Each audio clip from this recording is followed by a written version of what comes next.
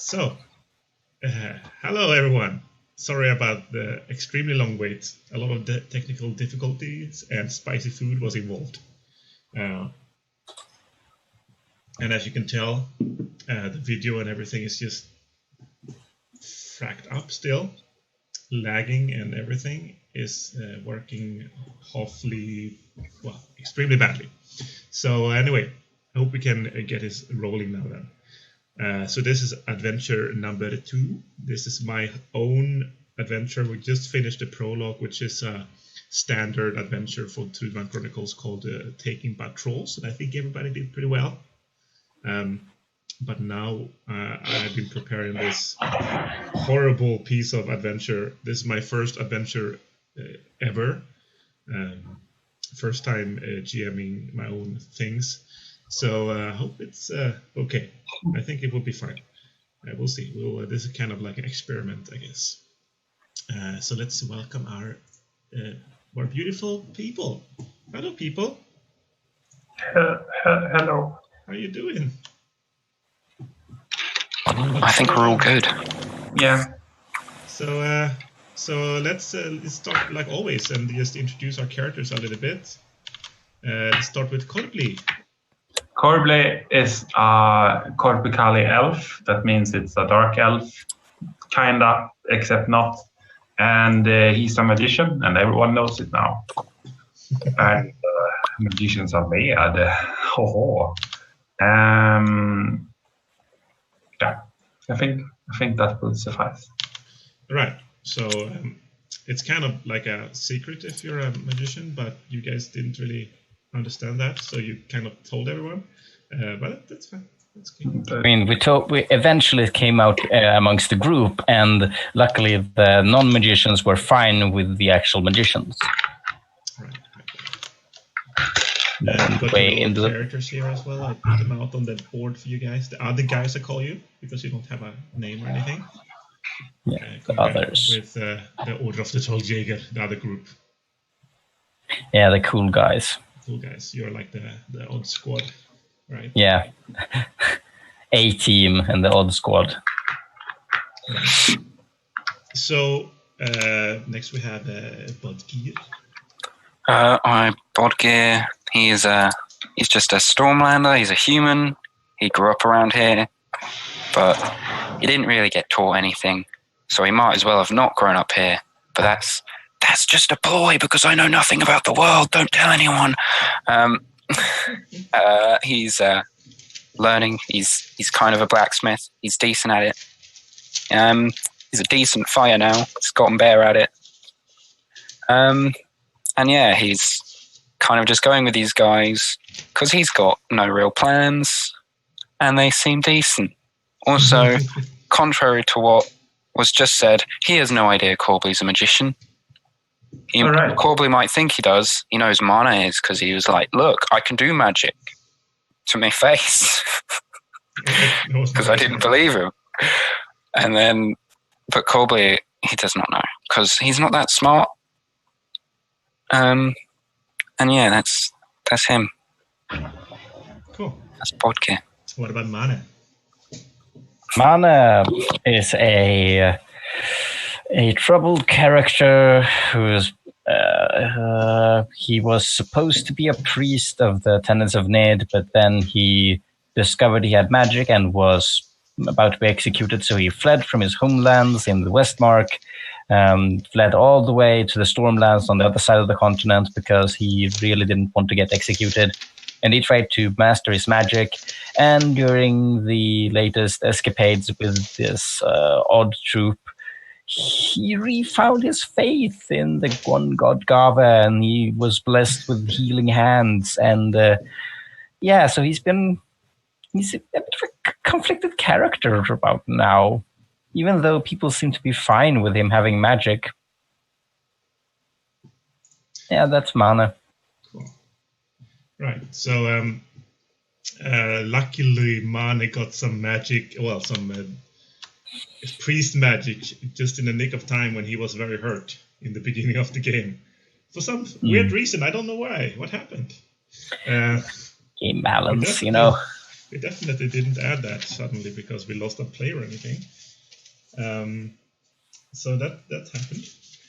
Cool. And then we have Solvig or Viggo. Viggo now. Or is it gonna change every game? Yeah, why not? I mean, why not make it more difficult? Should go by Sully. Sally. So Sally likes lizards. He would like to lick them, but they don't want to be licked. So he's kind of sad. He finds them cool and very underground. So he's very happy that Magne and Copley are in his team. Otherwise, he's a fairly outgoing fellow. He likes to talk to people and take some stuff. He has been described as thievy by some people. That's my internal thoughts. Don't take those. Off screen, so he's kind of angry, but he doesn't actually know that because that was internal thoughts. Yeah, and assassiny, I would say as well. Especially assassiny of trolls. You slit a guy's throat. Yeah, he does like to troll king for some reason. Maybe there was a non-magic dwarven sword involved, but the GM decided that this would not happen, so he's kind of angry at the GM. But I'm not, I'm cool. Cool, nice guys. So I gave you all a paper to take a look at a little thingy. So let's just take a look at that quickly before we start. I'm guessing that you guys already finished it and stuff, right? Oh, you mean the things for the things? The thing for the things, exactly. Oh, I didn't send you a note. A link. I'll send you a link. That's okay. I'm just gonna put it on the screen here. So, one thing that was a little bit difficult the first adventure was to figure out how to give points. Well, adventure points. Like after you finish an adventure in this game, right? You get adventure points like XP that you use to buy skills and stuff. And you are supposed to give XP based on your role-playing ability and stuff like that, which I find extremely difficult and a little bit rude to tell you guys. So I just gave all of you the same amount. But of course, I want to get people into their characters and wanting to roleplay and feeling like they get something from it, right? So this is a paper, a thing that one of our friends on the Discord server gave me. I think it was Råttjägaren that gave it to me, or Råttfångaren. I don't remember, it was a while ago now. So this is something that every player will fill out, and it's just the basic like character name, what's your conviction, what's your desire, what's a problem that you're facing, some relationships, and then some questions down here that we will answer together. And these are the questions that you need to think about a little bit while you play, right? So did I stand by my convictions when it was challenged? Was I forced to reconsider my conviction, and so on? So let's just go through whatever you guys wrote in the first few places here. So let's start with Corbly. What's your conviction? What's Corbly's conviction? Everyone deserves a second chance if they ask for it. Okay, cool. Maybe I should actually write this down. I mean, we can just send you the stuff afterwards. Yeah. And what about your desire? I want to find a place to call home. Nice. How come? Why don't? Because I was banished from my tribe. I have nothing or no one left. Right. I've been living out in the woods. Right. But we can be your home now. We are all friends. Because Corbly is a Corbly. Thanks. I'll find something else, but thanks. And what's your problem? My problem is I'm terribly lonely. Mm-hmm. And do you have any strong relationships that you added here? Yeah, I have a relationship. I actually wrote all the other players down because. Oh, so sweet. Oh. Weak dude. Weak dude. So I think Solvig is a terribly unreasonable person. Solvig being Biggie or Sally or whatever. Yeah, I agree with that. Yeah. It's good for Sally now. My relationship with Bodger is that I think he's a stable foundation kind of personality, but it's kind of hard to approach. That's mostly because Corbly has no idea how to approach people, I think, more than, yeah. And Mana seems to have some kind of unfounded hatred for me, and I don't understand it. You always kind of on the, well, yeah. Because you didn't stand by his side when he came out as a very Vitner DV guy. That's why. Cool. Okay.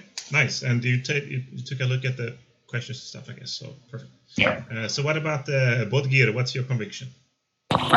So he wants to prove he's a man to his idealized version of his father. So what happened with your father? Well, I abandoned him as a child. You abandoned your father as a child? No, it's the other way around. He abandoned me, man. Right. I looked for him at everything. Right away. I might have some plans for your father later on. Yeah.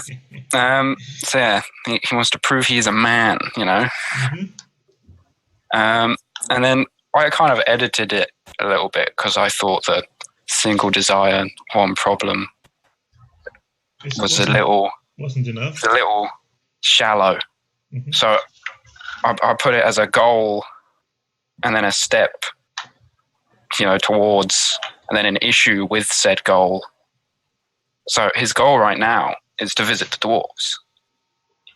Okay. And step towards that goal is to gain money so he can afford to live with the dwarves. All right, because you're kind of a budding blacksmith, right? So you kind of have to learn from them and stuff. An issue with that is he doesn't know how to get to the dwarves. Is that the problem that you wrote down? That's the problem is he knows basically nothing about the world because he just knows there's a small kind of people called the dwarves. They know their shit, and that's where I'm going, right? That's kind of what you know. Yeah, I met the dwarves. They know blacksmithing.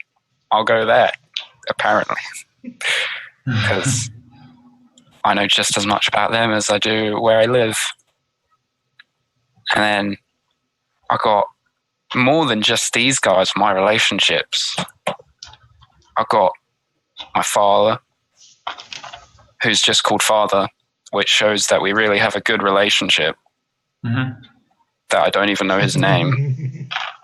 Right. And then, you know, he's confused, you know, why did he leave, etc. And then there's my adopted father, Savetgrim, where I actually got my name. Your adopted father? Well, yeah. I had no father. I didn't have a name. Where do you think I got my name from? He left me in the woods. Okay. Yeah, what happened? Were you like alone for a long time and stuff? And what happened? For a while. It's a long story. Yeah, we don't need to go into that now. Yeah. And then I also did put down all the other players. There's Mana, he can do magic. Seems like he's got some issues. I don't really know anything. And then there's Corbly, not really sure. Seems like a decent guy. Comes from a weird land. Because he looks weird. Sorry, you just do. You're not a human. Yeah. What do you want from me? And Solvig, who's a decent fighter, but he's got some personality issues. Don't get anything he wants. As in, that's a note to myself to not have anything that he wants, because he will slit my throat, probably.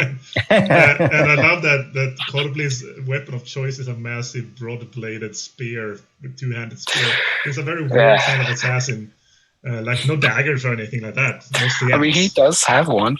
He just never uses it, and now he can't use it very well anymore because he changes his skills and stuff.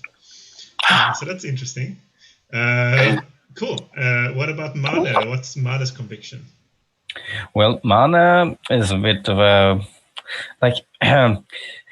he believes that everything happens for a reason. He's with the recent events. He's like I'm not like. Has my God actually abandoned me, or like, because things have been happening that I can't really explain, and I like he's a bit confused at the moment about everything and a bit unsure. So he has to believe that things happen for a reason. He found these people for a reason, and so yeah. Right. Cool. And what's your desire? What's Magne's desire? The thing he wants most, more than anything else, is to master the unholy power that rests inside of him, the darkness, the whispers, the secrets that the demons tell him, because that's what he believes his Vitner weaving comes from, because he was brought up under the tenets of Nid, which declared all magic to be demonic and bad and horrible and not to be used. And so when he started to develop magic, it was like, this has to be the demons whispering in my ears. I have to master it. I have to resist it. I can't let them corrupt me. And so he realizes he can never really get rid of his powers. He has to master them instead. Cool. Nice. And what about the problem? Is that the part of the problem too? Sort of. I just wrote down a Catholic guilt. Catholic guilt. Yeah, Gave is kind of like Catholics, right? The tenets of Nid. Kind of like it's a parallel to Christianity in this medieval fantasy world. Right. What about relationships? What did you write there? Yeah, okay. So first off, Solvik. Like, a bit conflicted here because he supports my magic, but he was very positive about my magic. Like he was just completely not anything that I thought he would be at all. Like I did not expect him to be this supportive. Mm-hmm. But at the same time, he seems like a troubled character. Like he does some bad things sometimes. He's like I'm not sure. Like the fact that he seems to like my magic, I'm not sure if that's actually a good sign. Right. That's my opinion of him, and I think he needs guidance. I'm not sure he's he makes all these bad decisions and does things that just end up badly and horribly. And so I think I'm in no position to claim to know better than him, but I need to help him somehow. Can't just let him continue on this self-destructive path. That's my opinion of that's he's trying not to be, because he realizes that would be a bit hypocritical of him. But yeah, then it comes to Corbley, who apparently is magical just like him, which is that's amazing. Yeah, another magic user. I'm not completely alone in the world. I mean, I knew I wasn't alone in the world, but here's another magic user right in front of me. Maybe I can find some understanding here.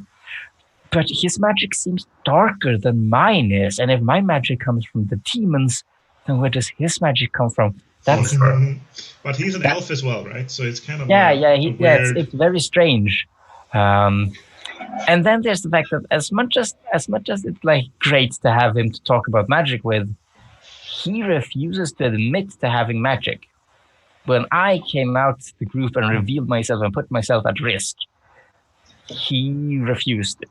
He denied it completely, denied any knowledge of magic at all, which sort of made me feel a bit put on the spot. I was sort of expecting him to join me in a united front, so to speak, in case the reception wasn't that great. But since everyone else reacted positively, I guess it's only the principle of the matter that I'm having trouble with at the moment. So, yeah. Right. And then Bodgear, who seems like a clueless idiot, but a well-meaning clueless idiot, and he did protect me from all those trolls very well. He was a solid shield in front of me, and I really appreciate that since Mana recently got really badly damaged and all of that. So he's like not keen on being damaged again. And Bodger was all like, "No, this far, but no further. Stay back, fierce, nasty trolls." Like he's a good guy. Yeah. It's just an all-round good guy, huh? Yeah. Cool. I just realized maybe I should get up your sheets on my screen here as well, so I can take a look. Okay, and what about Sylvig? What's Sylvig's conviction? So, what I wrote is that Solvik believes that people are only out for themselves and constantly fuck up each other all the time. So he thinks you need to fight to get anything going your way in this world. Right. That's the main lesson that he got from his childhood, adolescence. Fair enough. And what's your desire then? And so his desire is to actually become someone of worth through his own acts, because he's seen the church and the organization at Westmark, and he thinks that's all rotten and unfair and like just a system to abuse the weaker people. So he doesn't. It's not like he hates weak people, but he would like the best one to be able to rise through their own power. Cool. And what's the problem? Well, the problem is that, of course, he would have a hate of organized society and hierarchy, which, of course, can be good. That's not how he sees it, but that's like it happens sometimes. It's good. I really like the kind of like Solvig and Mane and your kind of thing about Tenets of Nid. I really like this dynamic relationship. I think it's gonna be very interesting to see, since Mane is a follower of Tenets of Nid, but he feels like he shouldn't be, or he doesn't deserve to be, while you left it all behind and think it's all stupid, and still you're quite good friends, right? So it's going to be interesting to see how that unfolds, I think. So what about your relationships? What about Sylvig's relationships? So, of course, the first one would be Mane. So he sees him as a bit innocent and, well, not like stupid, but a bit simple-minded about everything. Naive. Yeah, naive. Yeah, that's like he's bought into the lie, bought into the system, and yeah, exactly. That's a good way to put it. And so he feels protective of him because he's still kin. Like, I mean, he wouldn't feel a kinship for Westmark people because he doesn't like the society, but Mane does have a good part of culture that is common with Solvik, and he's a good guy, basically, so that makes things very easy for him to like Mane.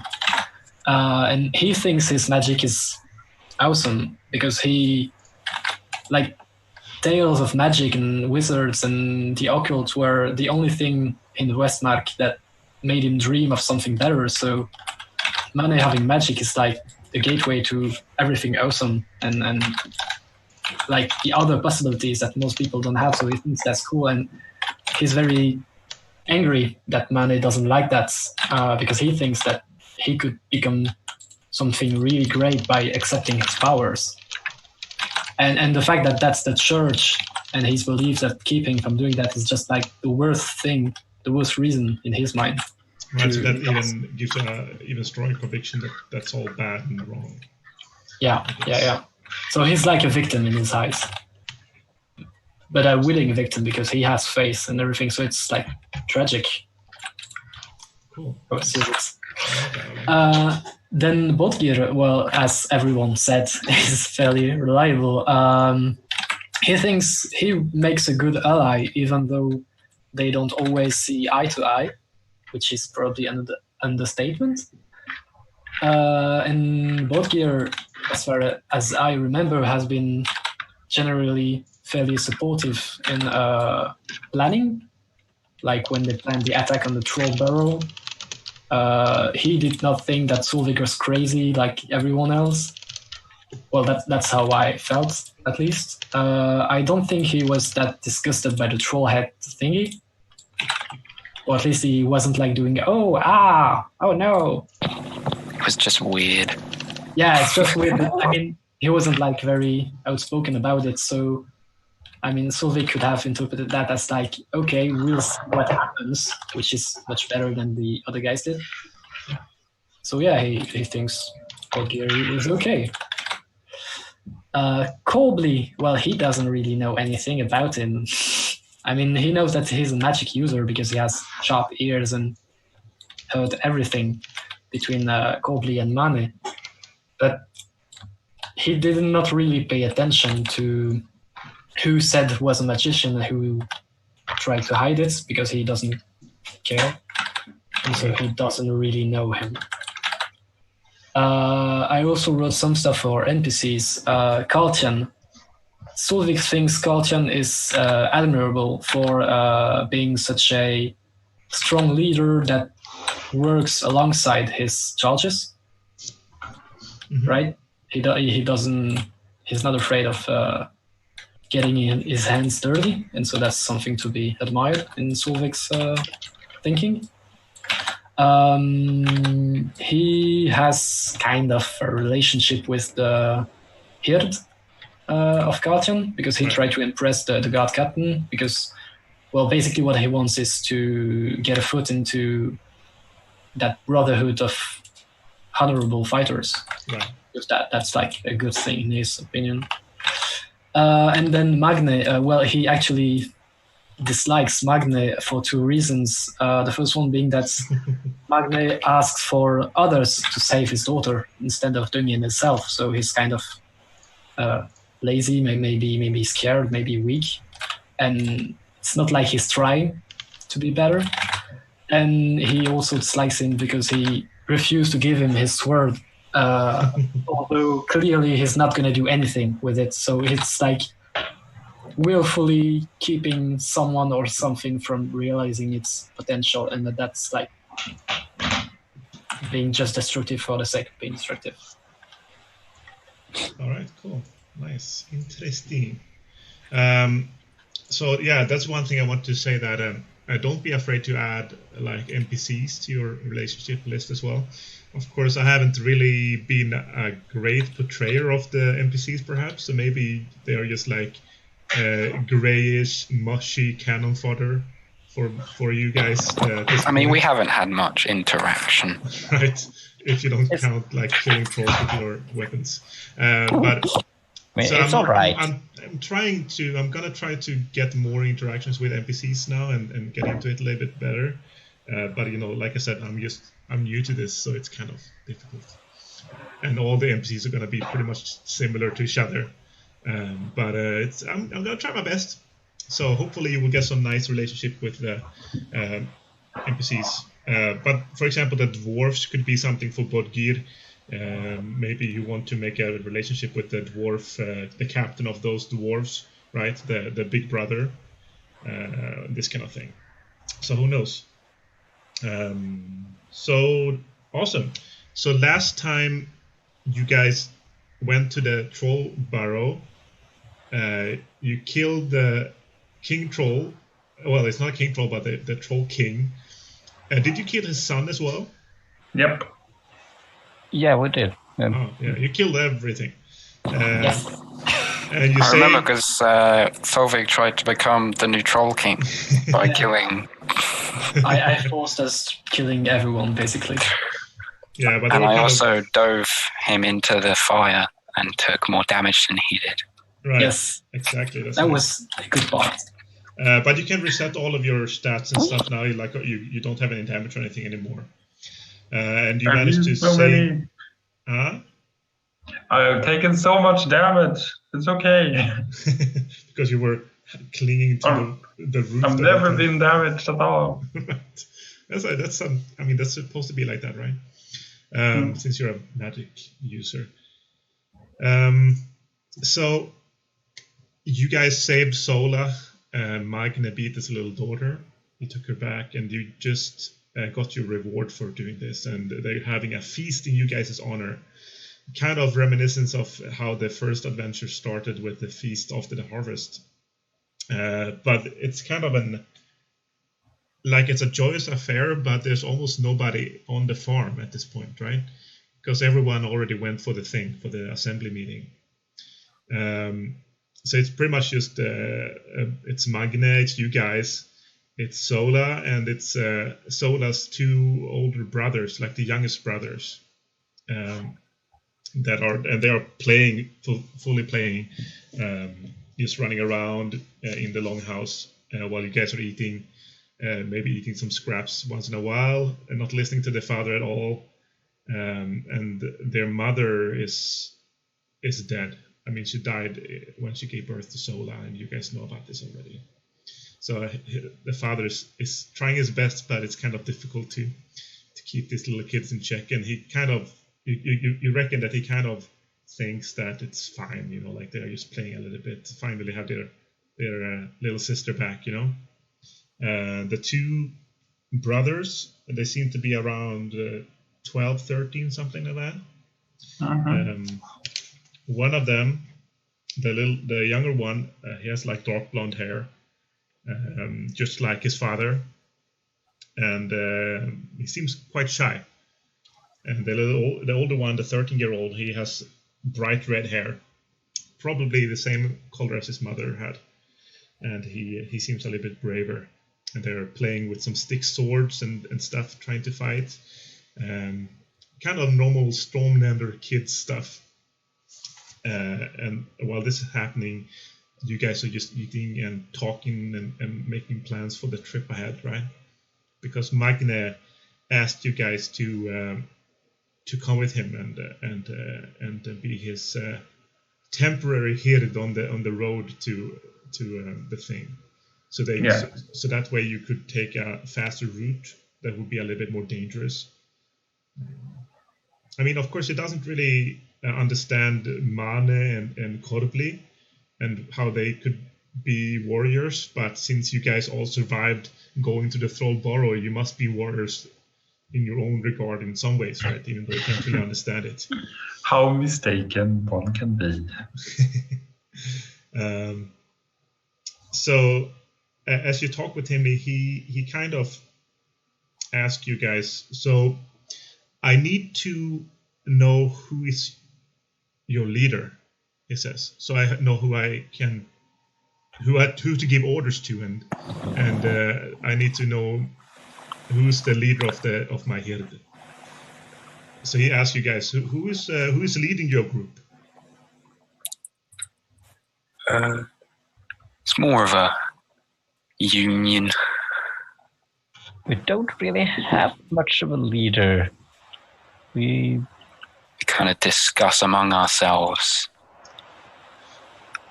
He kind of looks a little bit confused. So he said, so what happens when you get into a knifey situation, he says, and you need to act fast? Who takes the lead? Who tells you what to do? No one. We just kind of do our thing.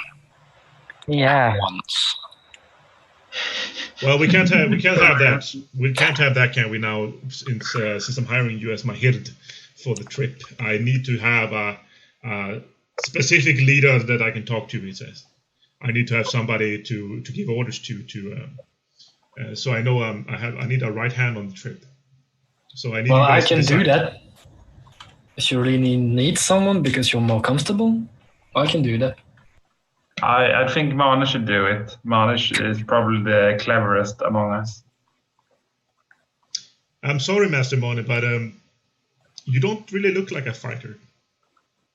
I know enough to survive so far, but no, I'm not a fighter by trade. I mean, I'm not rolling out your ability at all. I mean, you did survive fighting the trolls, and you did get my daughter back for me. But it's just looking upon you, you don't seem to have any weapons or equipment or anything that would be normal for a normal fighter. I mean, I'm not bad with a bow, but I'm not exactly an expert marksman either, but that is something that I can do. It will come with time. Just continue training. You're still young, Master Magne, and it will come to you. Like every real man will find their fighting style and their skill when they get. Can I whisper something at Magne? Sure. Depending on how we are placed. So Solvik would look at Magne and say in a low voice so that Magne doesn't hear him. Don't worry, the Orphac just wants someone to beat on if something goes wrong. I'll do it. Okay, fine. Well, I'm fine with Vig, Solvig. He can be our leader. I don't see why not. All right, Master Vig. And you will be reporting to me then for this trip. Sure thing. Awesome. He goes back to eating and drinking as you finish your conversation with him, you kind of see the youngest boy, the youngest son, the dark blonde one, is kind of edging closer to you guys, but it doesn't look like he really dares approach you. But his a little bit older brother kind of pushes him forward, and he kind of just looks shyly at you guys. So they would look at him and say, "Hey, what you doing, boy?" So the older one says, "Geir wants to join the herd, and I want to join the herd too. Can we join the herd?" Depends. Can you fight? They both grab something behind their back, and they bring out a sea axe each. They have like a actual sea axe knife each. We even got swords. Well armed as I am. We even got swords. We got these from our father after what happened to our sister. I heard you guys saved our sister. Did you? Yeah, we did. We killed a fucking troll to do that. It must have been so scary. Wasn't it scary? Well, trolls are fat and slow. Can we join the herd? We promised to follow your orders. And I'll get up when they say this, and I'll walk up to them, and I'll say, "You can join the herd here if you can." Yeah, the herd. Yeah, we're gazelles. If you can get past my shield, and I'll bring up my shield. Okay. While he does that, I will look at Magne and tell him, "Hey, I don't know what I should call him, like Lord, Sir." Master Magne would be fine. So I look at him and with a half smile and say, "Hey, Master Magne, should we take your boys on?" Well, they will come with us to the thing, he says. They're just being boys. He's just having a big smile on his face. Boys so boys. do you want them to fight on that? And he kind of leans close to you, says, "Of course, I'm not going to allow them to fight, but let them play." All right. And I let Bodgir do his thing. So Magne looks at the boy, says, "Geir, Alti, grab some wooden swords. Don't want to hurt our. I got my shield. We don't want to hurt our friend," he says. It's just a knife. What's it gonna do? It's only a So they put away their knives and they go outside quickly, and they come back with 2 wooden swords, quite battered wooden swords. They've probably been using these for a while. Okay. And then they take up positions, very cutely stands in their like fighting positions, and one goes to the left and one goes to the right. Can I give them advice? Yeah, sure. So I would like to look at how they position themselves and tell them how to go at Bodgir from the worst possible angle for him. Like go full 180 degrees and stay out of reach as long as they're just sizing him at, and then going in together so that he doesn't see the attack coming in. Sure. They listen very carefully to you. I also listen. Do you have any ability in, like, do you have commander? the commander skill? Like Commander, that's a skill. I Yeah, didn't of know course. that. That's the skill you need to do the shield walls and stuff. Where is Really? Commander? It's under care. I see. I have nothing in Commander. I'd have a base of 9 in Commander. Yeah, because Command by an enemy. Right, because of your care skill. And you're the only one with the shield, so that kind of makes sense, right? But of course, if you don't have the command speciality, you won't be able to use that skill at all. Because that's a very learned skill. Well, I'm not trying to command No, them. I know. Precisely, just tell them general stuff. So they go to each one side and they flank you. So let's use our new flanking rules. Oh. Okay. Oh, tutorials. Can I use my great reach to just do the classic they're trying to run but my hand's just on their head for one. Let's try it. So they're gonna try to attack you and Okay. you will get a chance to defend yourself.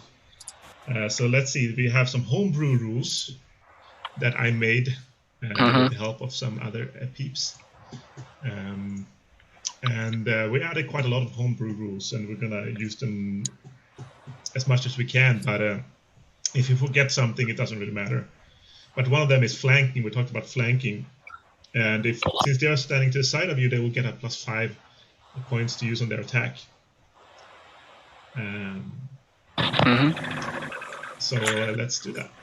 So let's see. So their names are Geir and Alti. While they're fighting, I would try to take up a rock and throw it at both gear to distract them. Okay, that's Okay, you do that first then. Well, I'll do that when I think the children will be able to attack. well, they're about to. It's just Yeah. So the older one, Alti, he looks at his younger brother Geir and nods, and then they attack at the same time.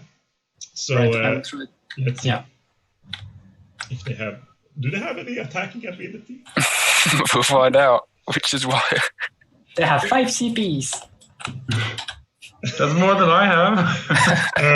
Okay, the first one to attack is the older one, the little bit braver one. He fumbles. Oh no. The second one, he hits. Okay. So let's start with the parry if you want to parry. Okay, so can I purposefully, miss? You can use Yeah, of one. course. I'm just playing. I'll do it so it looks like he overpowers me. So you Bashes see my shield away. you see Geir trips as he's trying to attack you. So how do you catch him up then? I mean, I suppose I could try and catch one. How would you catch someone? What's the catch someone skill? I guess you could do a dexterity. It's a normal dexterity, 10 plus minus your dexterity, to see if you can make him hit you when he's falling down and catch him at the same time. Oh my god. He threw a rock at me! I would have been fucked. So 20 is a critical failure as well. So what happened, Bolgir? What happens? Well, obviously I'm meaning well, and I go to catch him, but then I trip. He kills so one of them. little, so I just managed to push myself before hitting the floor that I don't crush him, but Right. I do. Right. So I am now prone. as you were blocking the older guy and he was falling forward, and you tried to catch him or make it look like he hit you or something, the other one managed to actually hit your legs. You kind of you fall down in a pile together with the two boys, and they're kind of just they're laughing their asses off and just bashing on you with the three sword. We win! Can we join Oh again now? no, you got me. Oh, Rock didn't just smash me in the back. It's all very cute. So they're very proud. And later in the evening, as you're eating, they come back in and they have a fur armor on, both of them. But it's super way too big, it's for a grown up. So they can barely walk, and they come up to Big and say, "Master Vic, we're ready." And then they kind of salute like very cutely, like this. Like, we're Probably ready. is gonna step in here and like Can I use take the them fact- by the shoulders and be like, "Do you know what the most important part for here it is?" Which one do you pick up? Both. I mean, just going between and putting my hands okay. on their shoulders. They kind of stop moving. They seem a little bit scared of you, Yeah. Well, but they know that you're on their side, so they kind of look up at you like, hello? No, we don't know. The braver one says. do you think it's fighting? You need to be able to fight. You need to be able to defend.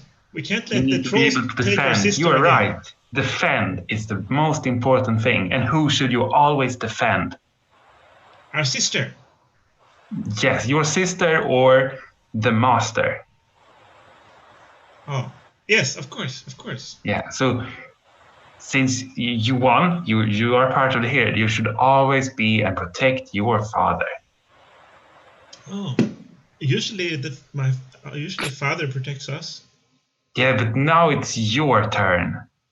Follow your father's lead and keep him safe. The bigger one kind of nudges the small one and says, Gear, we're in the herd now. We need to listen to them. And he kind of looks down a little bit ashamed and says, oh, yes, okay, you're right. Although, Yeah. while you're part of the herd, we're going to be defending your father, but we're not going to be here to defend your sister. Which means, as part of the herd, we need someone to defend her. So who's going to be able to do that? We will do it. Okay. Well then, you must protect her. Make sure nothing bad happens again. The older one, he goes up to look at your shield, and he grabs the edge of it and kind of janks it a little bit. Can we have a shield? Sure, I have an extra one. I find where I put my medium size shield. It's probably still too big. Medium-sized shield and full. Well, I'm using a large one because I'm large. So you give the medium shield to the older one? Yeah. He grabs the sides of it, and as you let go, he just falls backwards. I think Maybe you should get a small one. There's probably one around here somewhere. We can cleave it too. the other boy kind of helps him up and helps him remove the shield from on top of him, and they just laugh and they got bruised up a little bit, but nothing worse than boys do, you know. Mm-hmm. They say maybe we don't need shields. I mean, shield's always good. Helps you protect. I would Keeps you warm interject. when you're stuck underneath. Yeah. I would interject and look at the boys and say, well, you gotta play to your strengths. And I would grab one of them by the too big armor and shake him and tell him, hey, can you do anything when I do that? And I expect him to be stuck in his armor, right? Mm-hmm. And so tell him, do you think that's actually smart to put such a unwieldy armor on yourself? Do you think you can do anything with that? We shouldn't use the armor, but you have armor. I Shouldn't have we also armor, but it fits me and I can wear it. Do you want to try and do a contest and see who moves the fastest? You with your big, unwieldy, fucked up armor and me with mine. So Magne looks over at you guys and he laughs a little bit and says, kids, maybe you should listen to Master Sulvig. He knows what he's talking about. And they kind of look at their father and say, okay, father, we'll take off the armor, I guess. And then they run out of the long house again, shuffling out. And they come back later without armor on, continue fighting with their sticks and stuff in the long house. Sola is just sitting by her father's side, just eating, and she seems a little bit not unhappy, but she seems a little bit down as she's eating. You also notice that the thralls seem to be avoiding Magne for some reason. Are they? Can I try to, I don't know, either talking? Guess no. You can talk with them. You're sitting around the same table, all of you. Okay, so I would try to chat them up and try and see what's the problem. You mean with the thralls? Yeah, with the thralls, that's weird. And since I'm already fairly unhappy with Magne, I don't think it will be hard to bitch about him with the thralls, right? Yeah, and you remember the thrall that greeted you in the beginning. His name is Dirk the thrall, and he's running around serving and stuff. And just like the other ones, he's kind of avoiding Magne. So I would go to him when he's like not in the center of the room, but maybe crossing a door or something, and I would have, I don't know, some food or drink in the hand, and go to him and tell him, hey, maybe you should stay down for minutes. You've been running all around, and tell me how your day's been going. And he kind of looks at you startled and says, Master Solvik, what do you mean we're just thralls? This is we need to serve. We need to serve. We need to be good. Yeah, I think you're a bit stressed out about that. Has your master been a bit oppressive like these last few days? Has it been stressing you out? What's happening? And Master Bite is always very nice to us. Treats us very well. Well, right. So why are you so hung up? Well, you know, we're going to leave for the thing tomorrow, and Master Magne will probably bring one of us with him to the thing, and you know, and we're used to being here on the farm, and we don't really want to go to the thing. None of you wants to go. Well, I can arrange that. Okay, what do you mean? Well, if you don't want to go to the thing, I can put on a word with your master and find a way for you not to go. We're just thralls. We don't have a voice. Yeah, you don't, but I do. Would you do that? We would be very happy, of course, if somebody talks for us. But I could never ask it of you, Master Solvik. Well, you're not asking of me. I'm proposing that to you. So, I mean, that's just me. Don't worry about it. Oh, thank you, he says, and then he continues serving the mead. Kind of scatters off. I would go to Magne and sit with him and chat him up, and then at some point tell him, hey, so you're planning on taking some of your thralls to the thing? Yes, of course. We do need to bring at least one thrall with us on the trip. Do you? Yeah, of course. We need somebody to pitch the tents, and of course we need to have somebody at the thing. Well, I've been looking at them and they don't seem like much, you know. I wonder if they're not going to be a liability on the trip. Well, it's I mean, we need to have somebody with us. I mean, every family, every clan worth its name will bring at least one thrall to the thing. Well, right, but you're bringing your own Hird, right? That's better than a thrall. You know already that the Hird already left earlier. You met them on the road, right? When you went to Barefield the first time. I mean, us. Yeah, you guys. Oh no, I would never. I mean, you are free men. I could never sacrifice one of you. He says. I would never even think about it. Oh, so that's okay. When he says you're not from this land, my friend. When he says sacrifice, is he like talking about actually like bloating a thrall there, offering them to the gods? Roll a Stormlander. I have knowledge and knowledge in like culture and things. Yeah, that's the one. We would have heard of something like that, right? You can actually use the character sheet if you want. Yeah. I'm going to the skills. My Lore and Legends or Customs and Laws? Yeah, I have customs and laws. Customs and laws, I would say.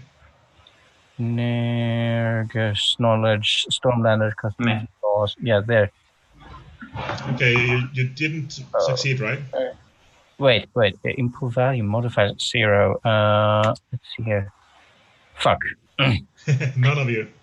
I mean, just by living in the Stormlands, I would give you a bonus on that as well. So I would say at least the Pixie, you kind of know about this, even though you're even though Corby is a Corpicali, you still come from Ejdland.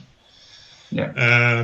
The thing meeting place, it's the place where they always meet for the thing, and of course it's also a religious place where they.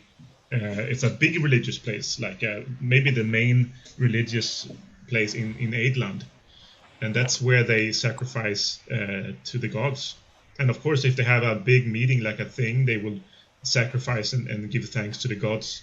And it would be like most small farmers would bring an animal to sacrifice, but if you are worth your name, you would sacrifice a thrall or somebody like that, or like a criminal or something.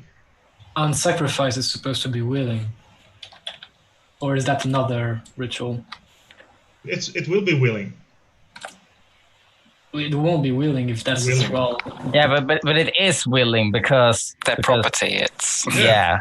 They don't have a voice. They don't have a voice. They don't have an opinion, and it's such an honor to be sacrificed to the gods. You know, all of that stuff. So who wouldn't be willing? And it's this hint. This is a dark land full of dark people who practice a very dark religion that involves human sacrifice. Okay, so but only very rarely. But we come from the Westmark, where human sacrifice is considered very, very bad. So hearing about the sacrifice, I would say, okay, yeah, that makes sense, and then leave as soon as I can and go back to the thrall. Okay. And then tell him, okay, we have a situation here. So which one of the trolls runs the fastest? Which one? Or can actually hide in the forest and survive for a few days on its own? What? You need to tell me which one of you guys would be willing to live on his own for some time in the forest or wherever we're going. Master Magne would find us. We couldn't do that. Well, not if you run fast enough. But we are thralls. Where would we go? Well, that's why I'm asking. You need someone that's able to live on his own and find somewhere else. I don't know, in the Midlands or wherever. And he says, "Well, of course, I've been out in the forest hunting for the master and this kind of things before. I know the forest well enough, but I don't think I would ever dare to run away from the farm." Well, the way I see it's either one of you dies or one of you flees. I know what I would choose. Do you? I mean, if they flee, we're going to be the ones to have to catch him. Yeah, exactly. And we can fight. We're all worthless, remember? And then we won't get paid. But we're not getting paid right now, are we? And he says, of course, nobody wants to be sacrificed. It is an honor to be sacrificed. It will let us we will be sacrificed as we will be free. Finally, we will maybe even have a chance to go to the Hall of Stormy and join him. Because you just told me that you didn't want to go, so make up your mind. Of course, right? Who wants to die? Who wants to die? You don't want to be sacrificed. Make up your mind. It is an honor. That's what they tell us. But I've never been sacrificed before, so I don't really know. Well, I would assume. Maybe we can convince the master to sacrifice something else. He says, and look at you, pleadingly. He has a lot of songs. Yeah, I'm not sure he would want to sacrifice one of his sons.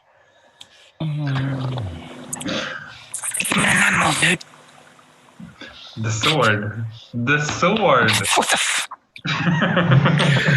While this is going on, I am going to have eaten my fill, and I'm going to go clean the armor I have and then repair my stuff, because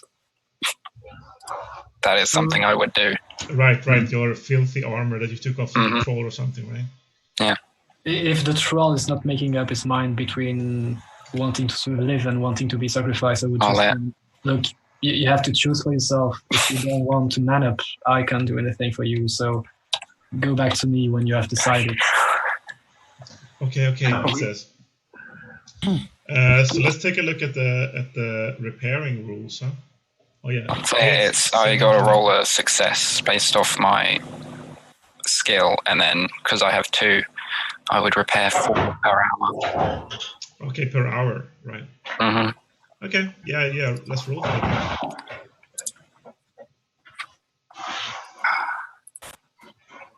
Rip. Wow. It's 14 now, but whatever. I fail. And remember as well that you can use the sheet to roll that kind of stuff, and it will actually say like hard materials and stuff.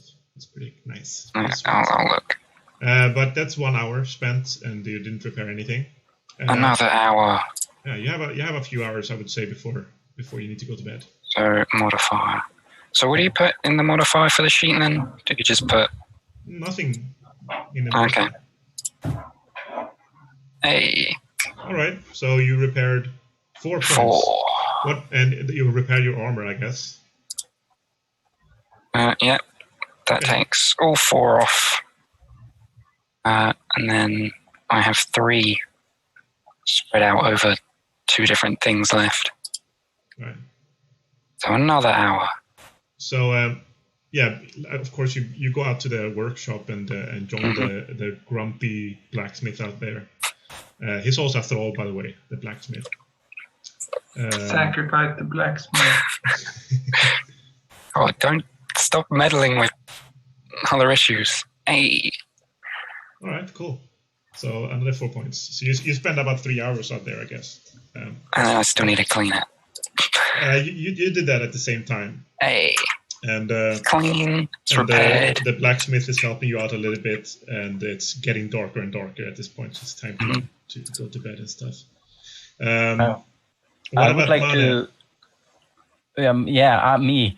I've been watching the Vodgear and Solveig just play with the boys and trying to train them and all of that. And like, we're gonna get these kids killed if they think they're gonna be able to run into a fight and survive. Like, we're gonna get them killed. So like, scare the kids now. They're just kids, dude. But when I noticed that Solveig has been going and talking with the thrall, I'm gonna approach Solveig and like, what were you talking with the thrall about? That son of a bitch Magne is going to kill one of his thralls. That's some kind of ritual in these parts. Oh. Yeah. Oh. I read about that. Yeah. It's they sacrifice people and animals. I wouldn't expect them to be worse than your church, but apparently they are. And so you're trying to find some way to save the thrall? Well, I told that guy that we could help him flee, but he doesn't seem to have made up his mind between dying because of some religious bullshit and taking this matter into his own hands. So, I mean, if he doesn't want to help himself, I can't do much. Maybe you can put up a word with him. Maybe you can approach him with that religious, stupid sentiment and convince him somehow that he had better flee than die and be slaughtered like a pig. I don't know if he would survive either way. Well, at least he can try. it's certain that he will not survive if he goes. So, I mean, what's the choice?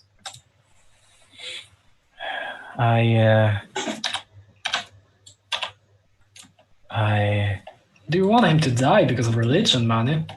No, I could.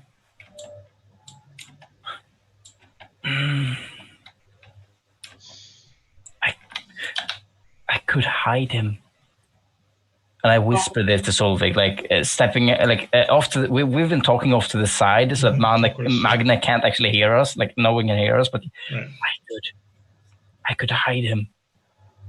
Well, my plan was basically to take him and then at some point during the trip lose him and fail to find him again. But yeah, hiding him through magic, that could help. I mean, what I mean is that I could put him in a hole, and I can take the hole with me. Okay. And I would carry him hidden. No one would be able to find him because I would be holding the hole. But the problem is, I assume that if we lose one, he will ask us to find it again or take another. So maybe we should fake his death or something and do it at some point where it's too late and we can't go back and find another. So, I mean, Magne has a lot of knowledge about cultures and customs and stuff. And you know that, I mean, they don't just sacrifice people. No, they sacrifice animals also, too, but people tends to have the most power. Right. Or big beasts are also very good for sacrificing. Right. I know that at least. So maybe he would, I mean, you could ask him to sacrifice something else or something. Yeah, we could ask him to do that. Can we? So you're telling Solveig that, right? Yeah, I'm telling you, like, they don't just sacrifice people. They consider the human sacrifice to be the strongest, but they also sacrifice animals. And how many animals would he accept as a sacrifice? I don't know. I mean, a cow is less worth than a human, but I don't know. I mean, maybe we're saving one person by killing 3 cows or something, but that's not going to stop him. I mean, he's going to do it next year or whatever, whenever they do it again. Are you trying to end an entire religion? Yeah, Solveig, what you're talking about is changing the ways here, and I don't think we are able to do that. What is Colby doing while Magne and Solveig are talking in the corner? I think I'm actually just like trying to convince these children not to run into a fight, but to stay and defend. Oh, father and sister.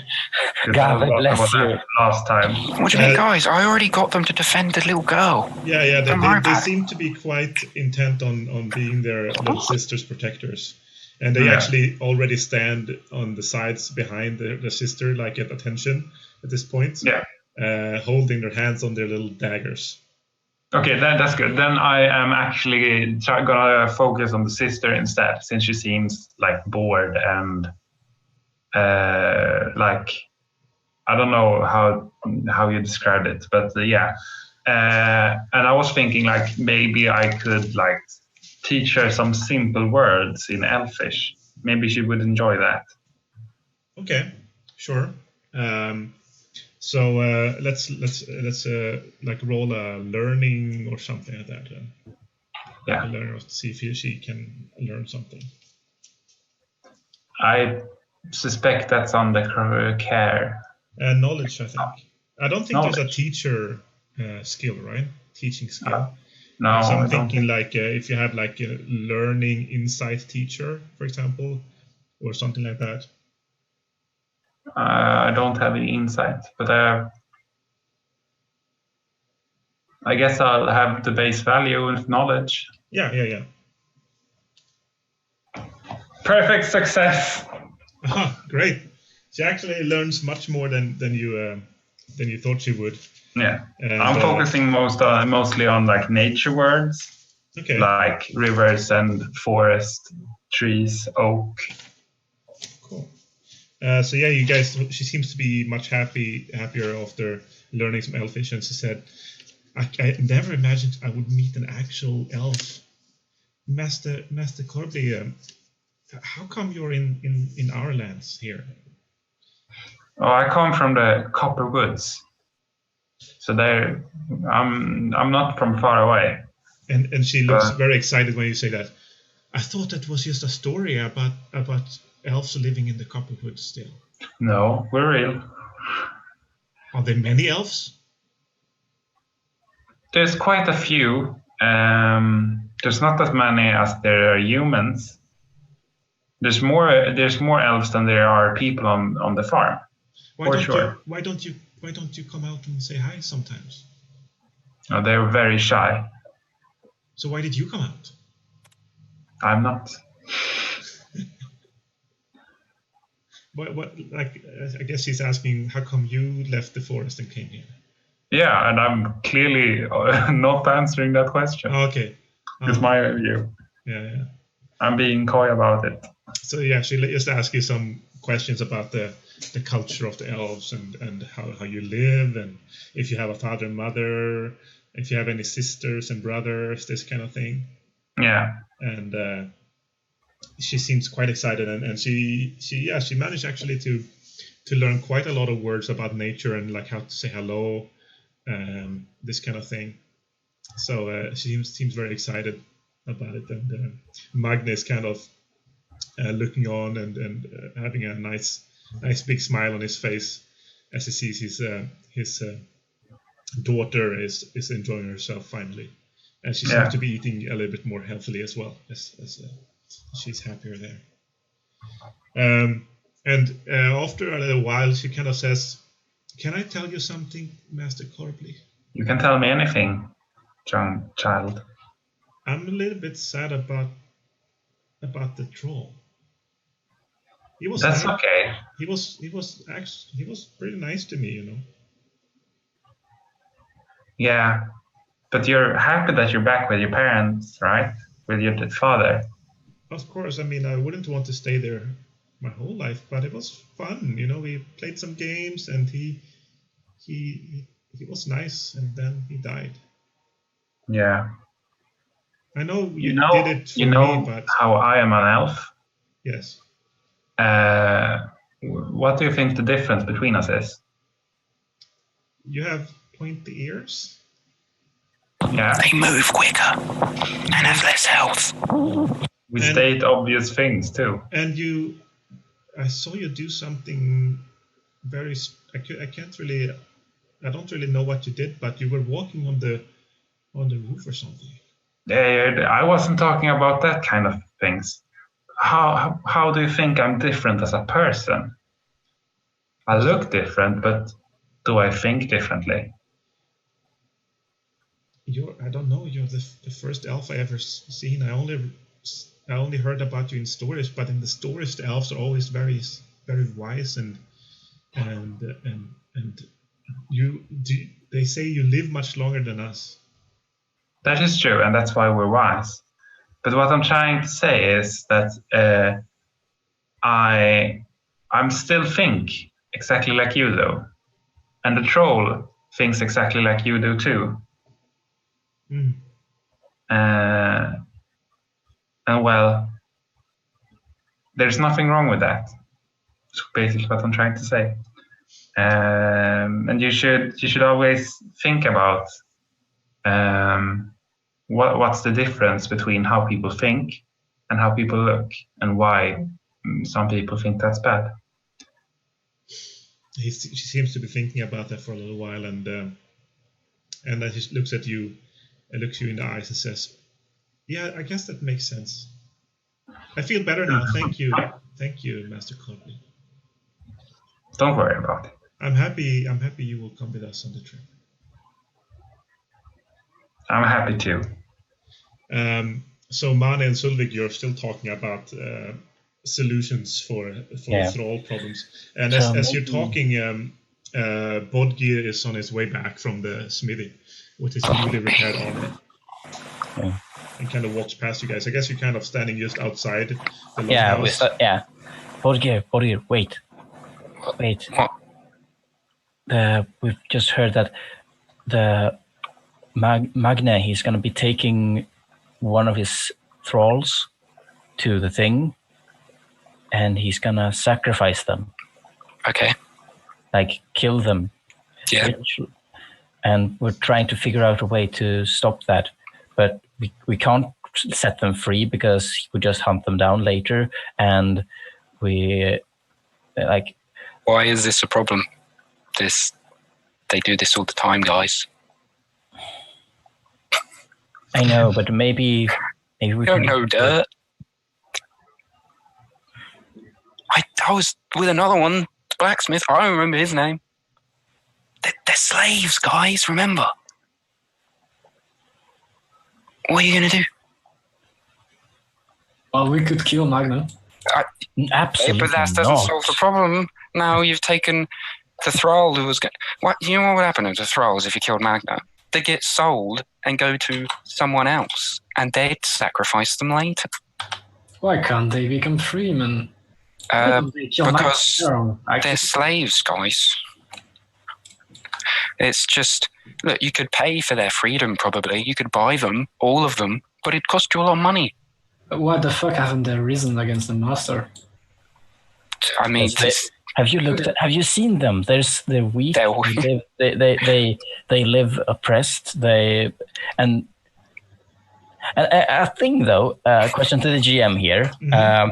I don't think that thralls and slaves like they do exist in other parts of Trudvang too. I think that Westmark does have thralls too.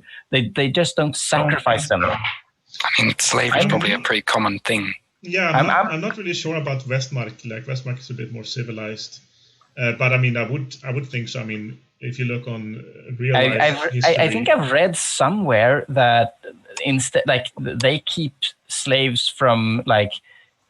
They keep like war criminal slaves. Yeah, or people who are heretics. They can be sentenced to slavery and stuff like that. I think we can kind of take that for granted that every culture in this land have some kind of thralls or slaves or something. Yeah, I mean, even highly sophisticated medieval societies had what was essentially slaves, which were farmers they weren't allowed to move or do anything else. Right? But yeah. So I mean, of course, the fact that they kill the slaves for sacrificing to the gods might be something that you react on, but being slaves at all, that's quite normal. I mean, your character can have a conviction that says that he wants to end slavery or something like that, of course, and it's fine if you guys want to play your characters like that. It's totally fine, but I like bodyguard is kind of a voice of reason. In this case. Like or at least reason to be reasonable in the fact that we probably can't change anything big, but maybe we can do something. But you know as well that probably you could. You don't need to sacrifice a human. It's just as well to sacrifice an animal or a beast. And a hint here, guys. Ask him to not sacrifice a human being. You haven't done that yet. Yeah. We could ask him to sacrifice I'm gonna go one eat.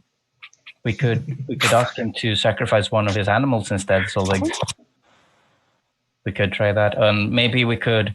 I mean, I still have a lot of money from the one he paid us with, and maybe we could. I mean, not actually buy any of their freedoms, because what would we do with a slave? But I mean, we could maybe we could train him. Shut up.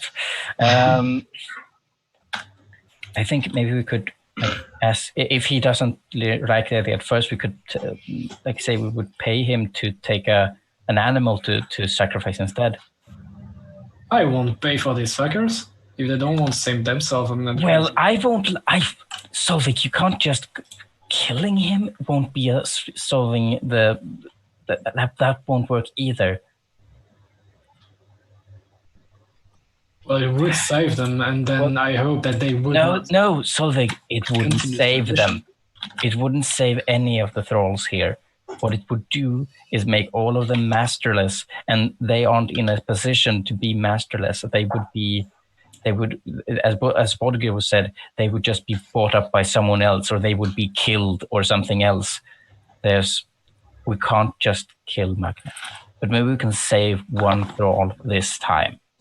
I think you guys came to the wrong place.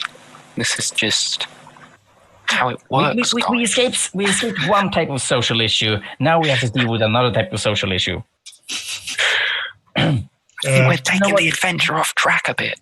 As you're talking, Geir, the younger boy, comes up to you, Mane, and he's holding something that looks kind of like a book, and he says, "Master Mane." Yes. My sister told me that you took care of her when she was hurt on the way back. Are you some kind of healer or something? I know a little bit about how to treat wounds. Yes. I want to give you this, he says, and then he gives you the book.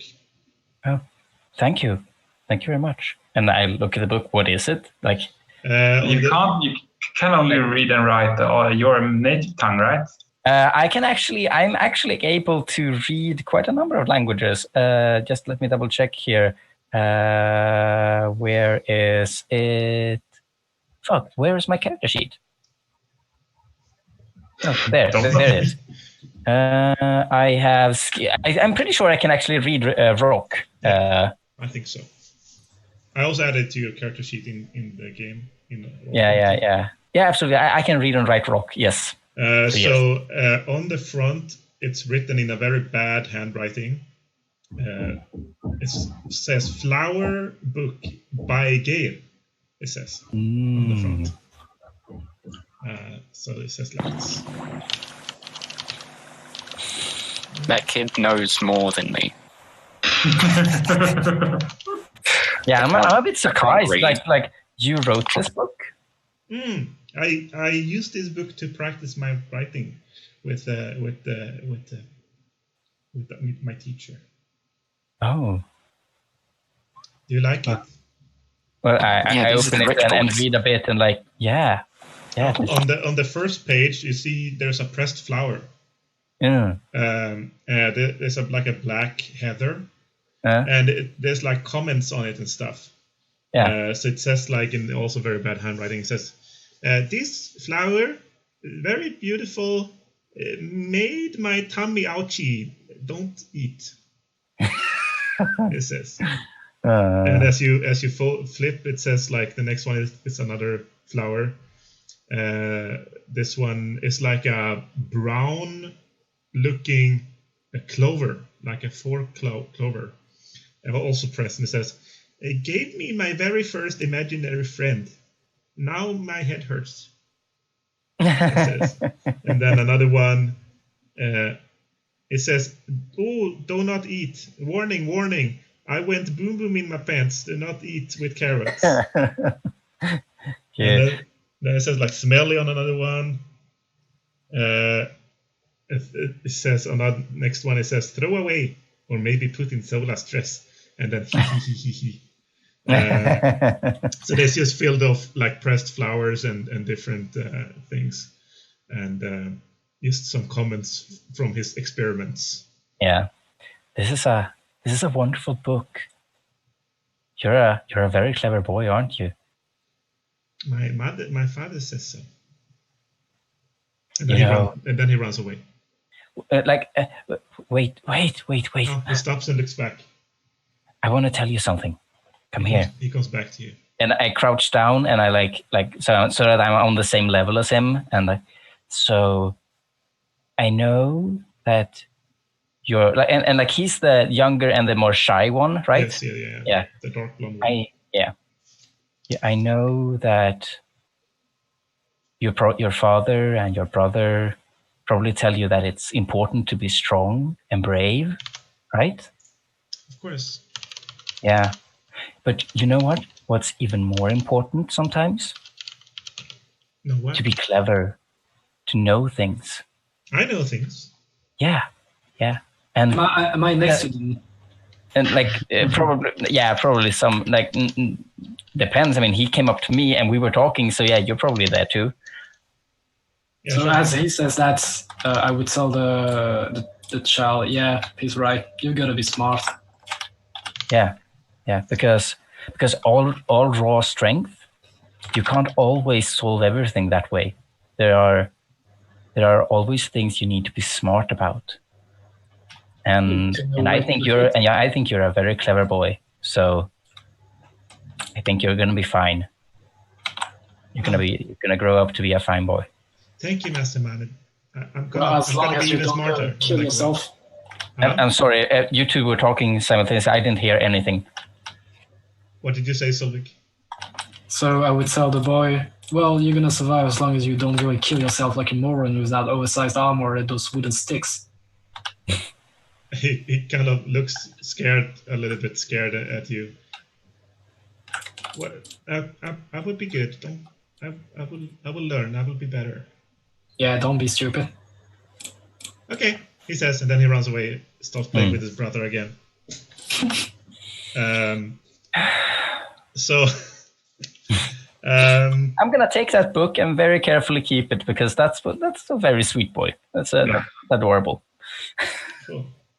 And yeah, if you want to know more about what's in the book and stuff, you can do some research on it later, I guess. Yeah.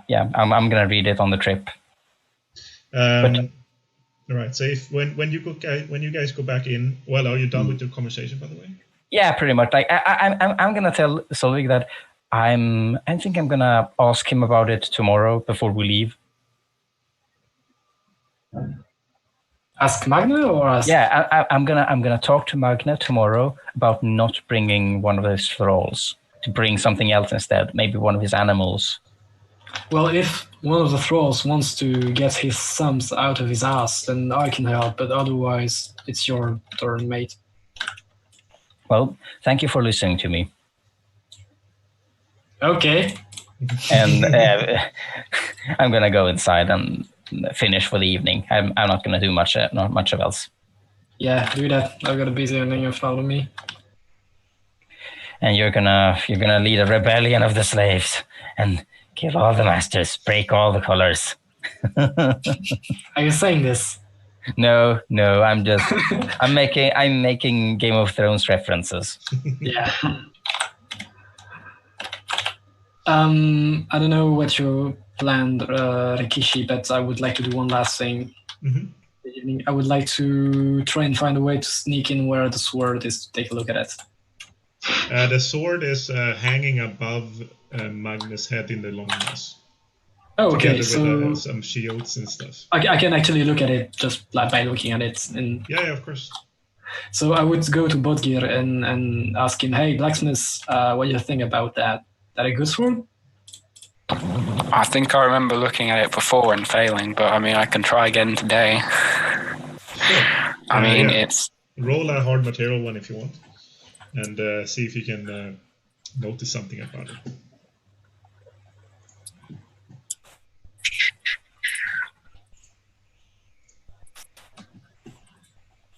Can I have some information based on my fighting skills? I mean, well, I would need to handle it, I guess.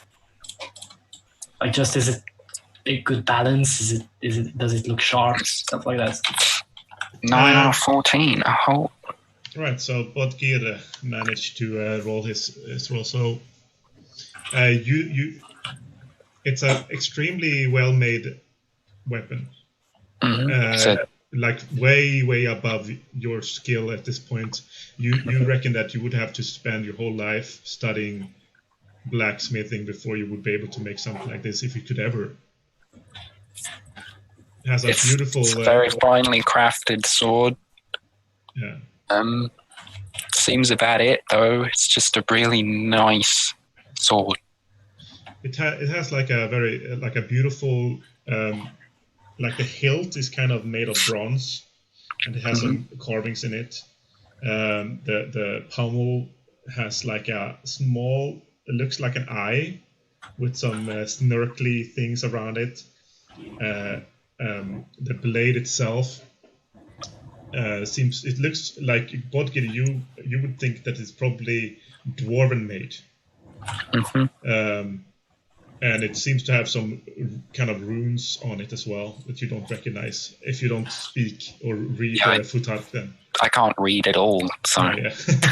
It kind of looks like the the runes that you saw when you were talking with the dwarves at the new entrance there. Very beautifully carved into the blade. Yeah, it looks extremely well made. Yes, it's a very nice sword. I asked Goldgear, so what do you mean? Is it ornamental and shit, or is it actually useful? I mean,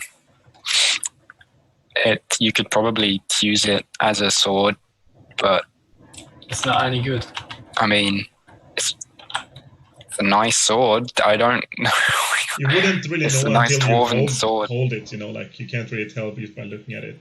Yeah. But it doesn't look just ornamental. It's very beautifully made, but it looks like it's made for being used. Yeah, it looks like a very well crafted sword for swording. I don't, just go ask the dwarves. I don't know. You're not much of a blacksmith, are you? I mean, I could make a sword, but this way past my skill level, my friend. Oh. This is a masterpiece, not a... That's a good sign, isn't it? I mean, probably. I mean, I don't want to tell you this, because this is just going to make you want it more. That's a bad thing. Is it? But It is. It really is. I want to get paid. I don't... You're trying to... I don't know... look at swords too much and think too much about the culture. I just want to get paid, my friend. Yeah, you're a simple man, aren't you? I have my desires, and changing the system is not one of them. Magne kind of notices you guys watching his sword, and he turns around and tells you guys like, "Oh, she's a beauty, isn't she?" Hey, Master, you ever use that?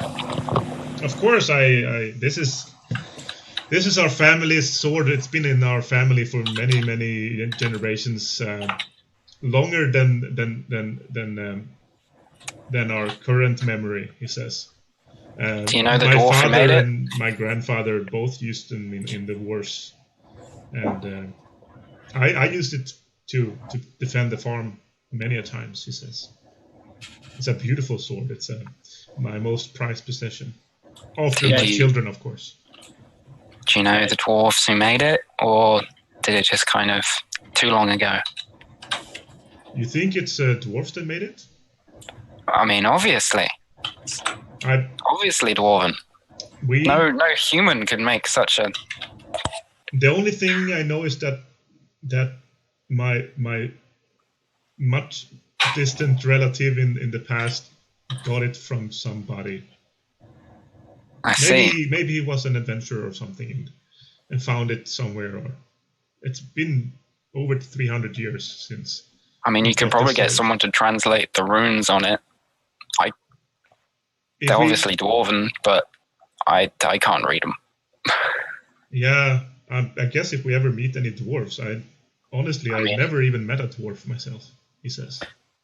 I mean, there's those dwarves making the entrance. We did tell you. Yeah, we've told him before. Yeah, we told him about the dwarves. Yeah. But he never met dwarves. But he knows. Yeah, I know. Yeah, I mean, you'll meet some eventually. I guess if we could maybe transcribe the runes on piece of parchment or something and ask them at some point. But since we're going the other way to the thing, would be something we can do a lot of time. Mana's a scribe, right? That's what you did. I'm sorry. Mana's been like thinking for himself mostly, and not hearing well. So when you all I'm sorry. You're a scribe, right? You write words. Yes. There's words on this sword that we were thinking about getting translated. Well, I guess I could give it a look. I guess. And I'm gonna walk up and like look at the sword. Like, does it look like anything I know naturally? No, it does look like the Dwarven language that you have seen before. Then it's time to cast some magic, I guess. I mean, that's 18, 16. You could just write it down and we could find a dwarf. That would also work. But I'm just double checking. Magic. Magic. Please don't go wrong in this hall full of people. Yeah, exactly. That would be awful. No. This is likely not gonna blow up in my face. Don't say that. 1 minute weaving time, 5 duration, 10 minutes. That should be enough. Yeah, absolutely. Yeah, definitely. So that's just 4 points for the extra chance. Yes. Okay. So I'm gonna roll. Where is it? There. And my character sheet isn't up.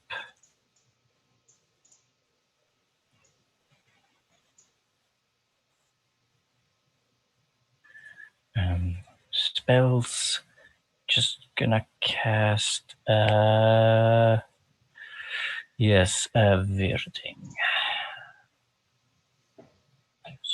Level of spell. Oh right, just 1. Submit and modifiers. Right, yes, that's +1 for that thing. Yes.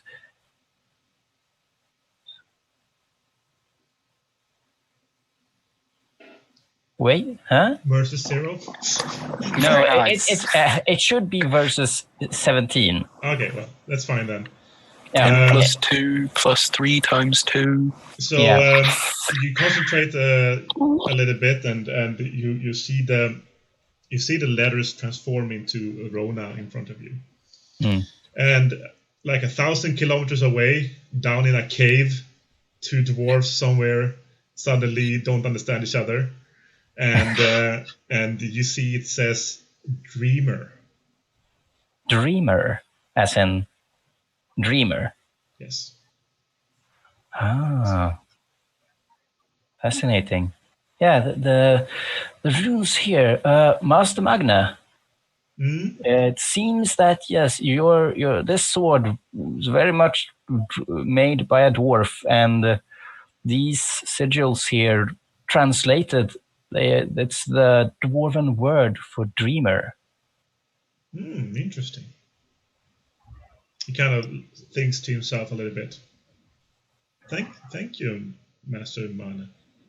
That's very interesting. I never knew that. Well, now you could tell that to your children when they inherit the sword, and they can tell their children that. Can you they write it down for me in rock? Yes, absolutely. I'll do that, and I'll write down the word dreamer, and I'll also transcribe the rune for him and give him a piece of parchment of that so that he has it on him. So he rips away the part that says dreamer, like a strip, and then he takes down his sword from the wall, and he kind of licks the back of the paper, and then he kind of puts it over the runes on the sword. And then he puts it back. There we go, he says. So that's how you treat your 3rd generation family sword, right? Are you saying that to him? Yeah. No. Well, why do you have to poke? I mean, it's all in good fun, Master Trudvang. We deserve to have some fun after this ordeal. So, do you guys want to talk with him about the thrall thing, or I'm gonna ask about that in the morning when we leave. Like when we're packing up stuff, and he like what? It's a bit late, isn't it? Yeah, it's a bit late. I mean, so in the morning when we're leaving, I'm gonna ask him before he like takes us thrall. Like you're gonna be sacrificed. Like I'm gonna like ask him about it then, not now. Okay. So you go to bed. Yep. And let's take a 5-minute break. I need some coffee. Yep. If you don't mind, since we started so late, we could continue a little bit over the time today. Maybe. Probably won't be able to finish everything I prepared for today, but that's fine. So let's just take a little small, like 5-minute break. Yeah. I'll be back. And we'll be back. Bye for now.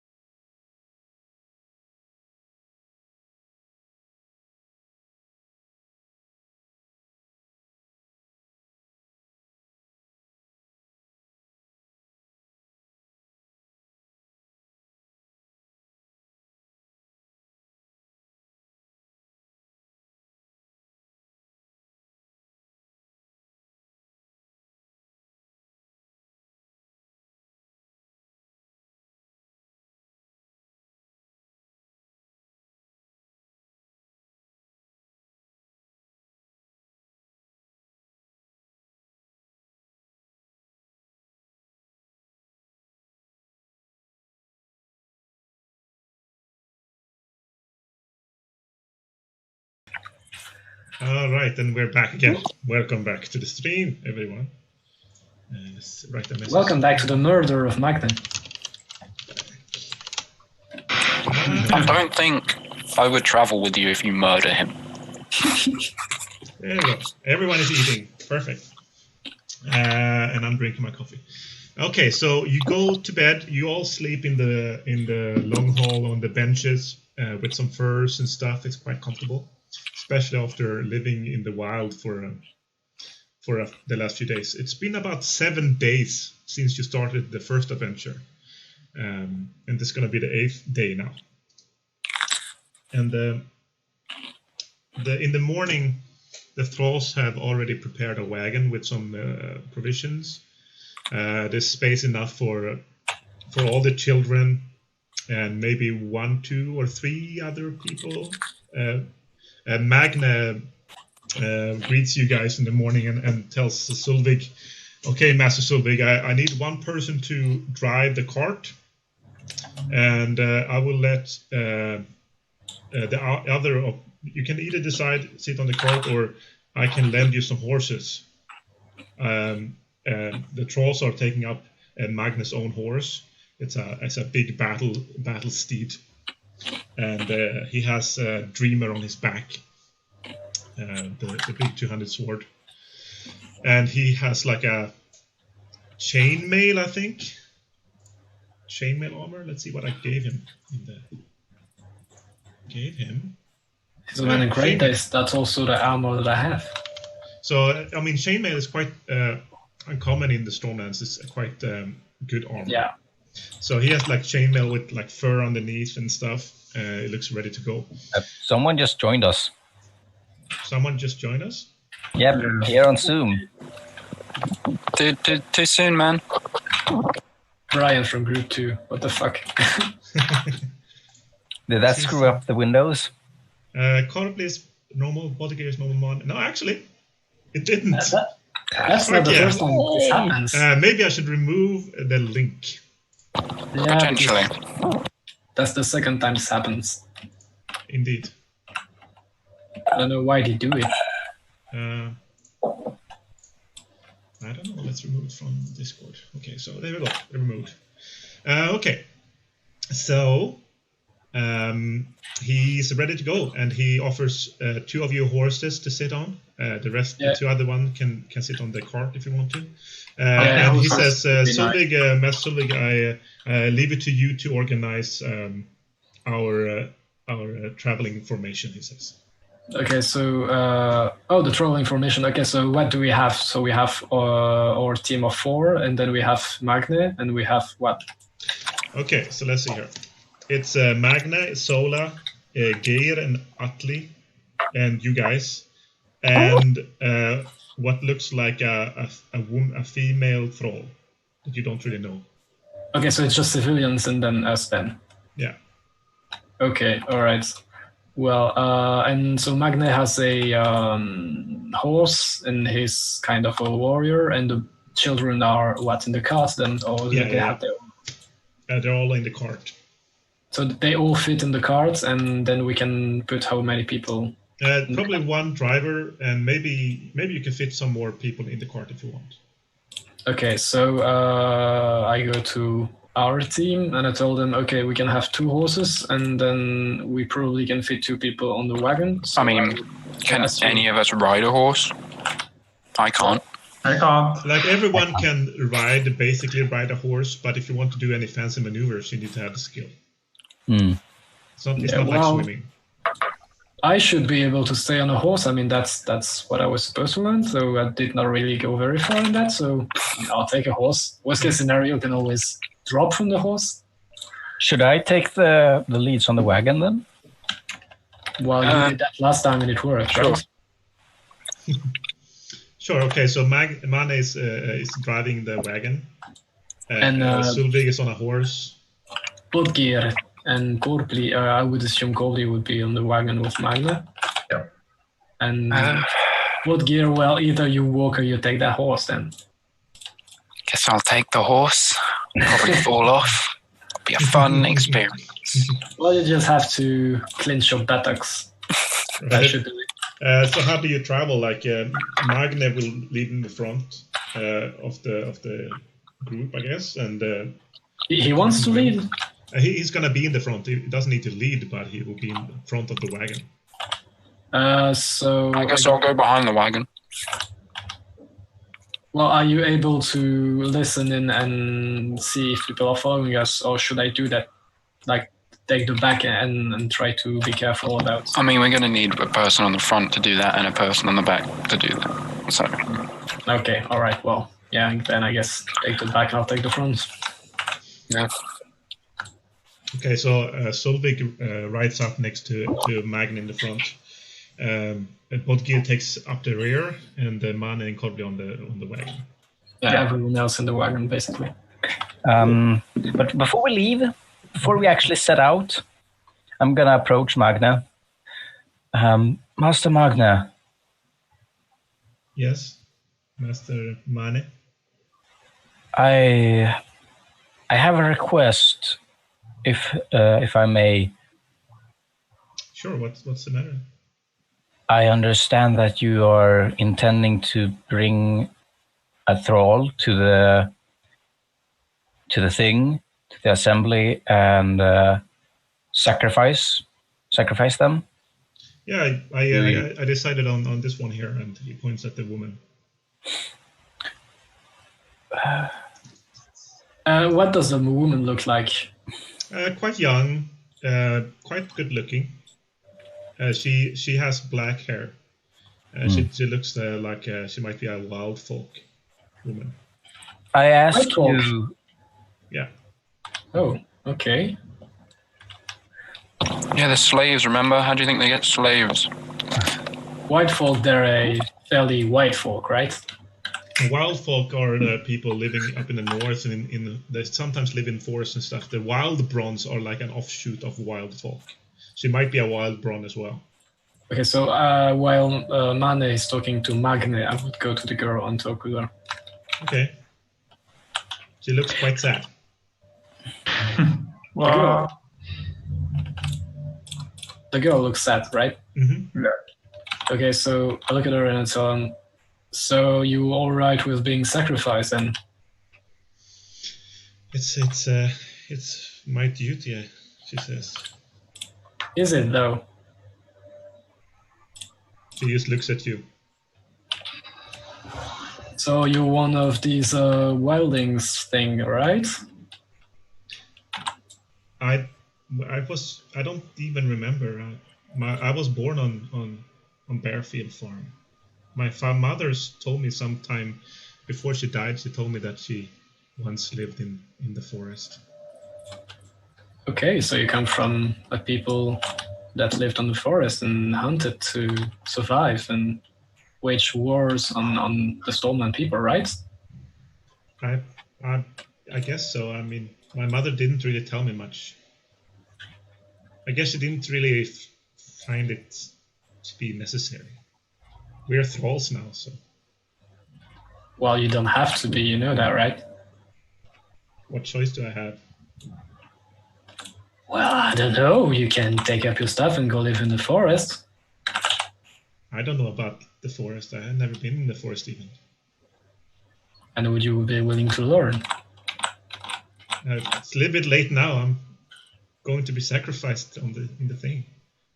Well, are you being sacrificed right now? No, I guess no. Well, then it's not too late. What can we do? He already made up his mind. Yeah, he did, but did you? I don't have a voice. Of course you have a voice, it's your fucking life. I'm a thrall. I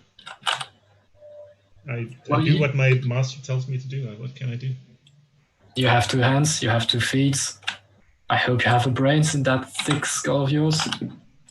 She kind of looks at you with a little bit of a flash of anger across her eyes and says, "Do you want me to fight Magne? Do you want me to fight the master with my bare hands?" It depends. Do you think you can win that? She just kind of pushes out a breath and looks away from you. If you can't fight him and win, then maybe you could do something else. You don't have to fight him with a fist. You don't have to actually fight him, maybe. She says, "The master was always good to me. If this is my part to play, then so be it. At least I will be able to serve Stormy and Sulvik in the afterlife." And Sulvik. Not Sulvik, sorry. Sunvey. Serve me! Sunvey in the afterlife. Am I the king of the trolls now? I will be a god. So you do believe that it's your duty to die because an old man wants you to, or some spirit in the sky. That's what you truly believe, that your life is not worth nothing more than dying, basically. She says, I never thought about it. Well, it's a good time to think about it. You have, what, 1 day, 2 days before we get there? Have you guys traveled on these roads before? Like, how did you get to Juga's Hearth to begin with? Actually, we could take a look at the map if you want. Yes. Sure. I will send you a link. Oh, you don't have it in the Roll20 anymore? No, I don't. Because I thought we could use my actual map. Let's see if this works. And yeah, this is Ejdland.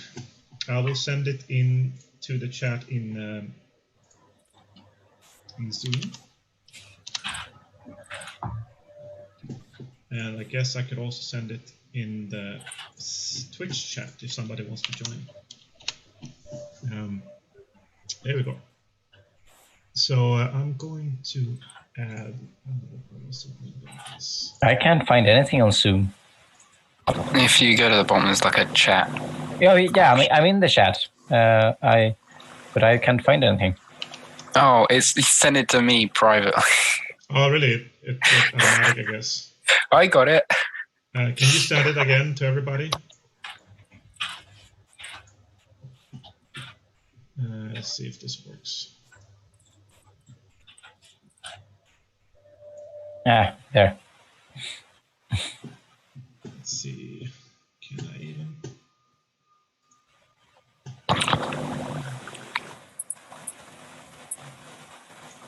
Okay, that wasn't what I wanted to do. I wanted to add a window capture. And then I want to add a new window capture. And I want to add... I prepared this very well, didn't I? Well, could have done better. Yeah. I think, I probably came from north from Trollma Castle down over Jotunheim, Stigor down to Yxa, and then east over towards Juga's Hearth there. Yeah, So, we came in from like the core.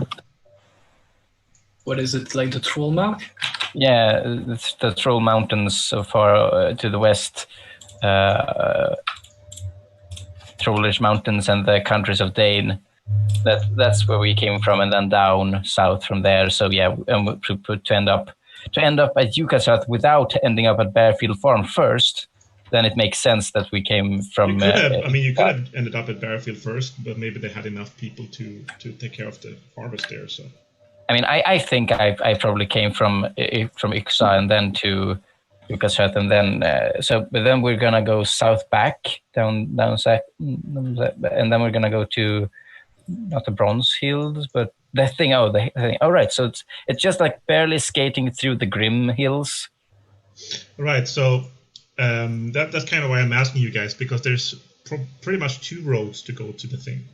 The thing is this gray. But the gray pin here. Yeah.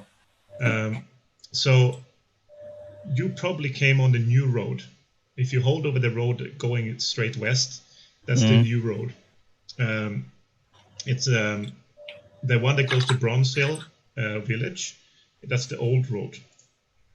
The old road is much faster, but as you can imagine, also a little bit more dangerous since it's like going quite close to the Grim Hills. The Grim Hills, as far as you guys know, are quite famous for bandits and stuff.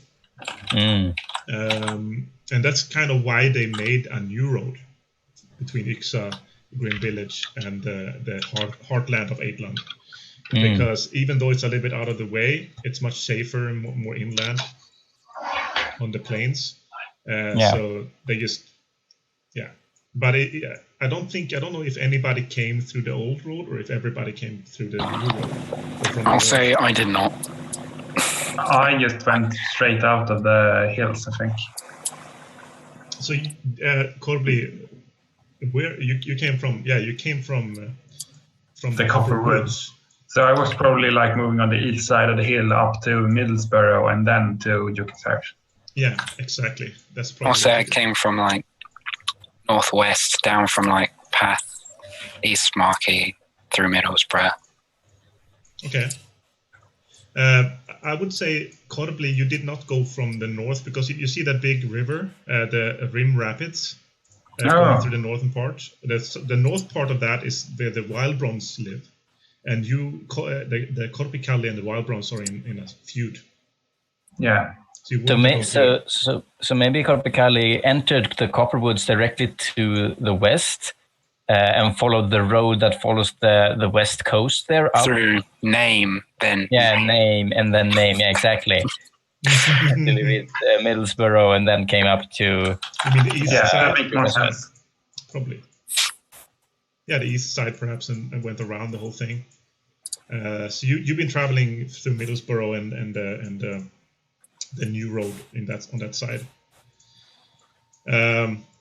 Probably, it seems like since you are coming with him as his protectors, he kind of wants to go through the old road to get to the thing as fast as possible. Yeah, we don't have the time to waste anyway, do we? Like it's not late to go to the... Right, it's about maybe 3-4 days until the thing begins. Of course, it's going to be a many-day kind of event, but it's good to be there as soon as possible to be able to cast your vote in all the questions coming up.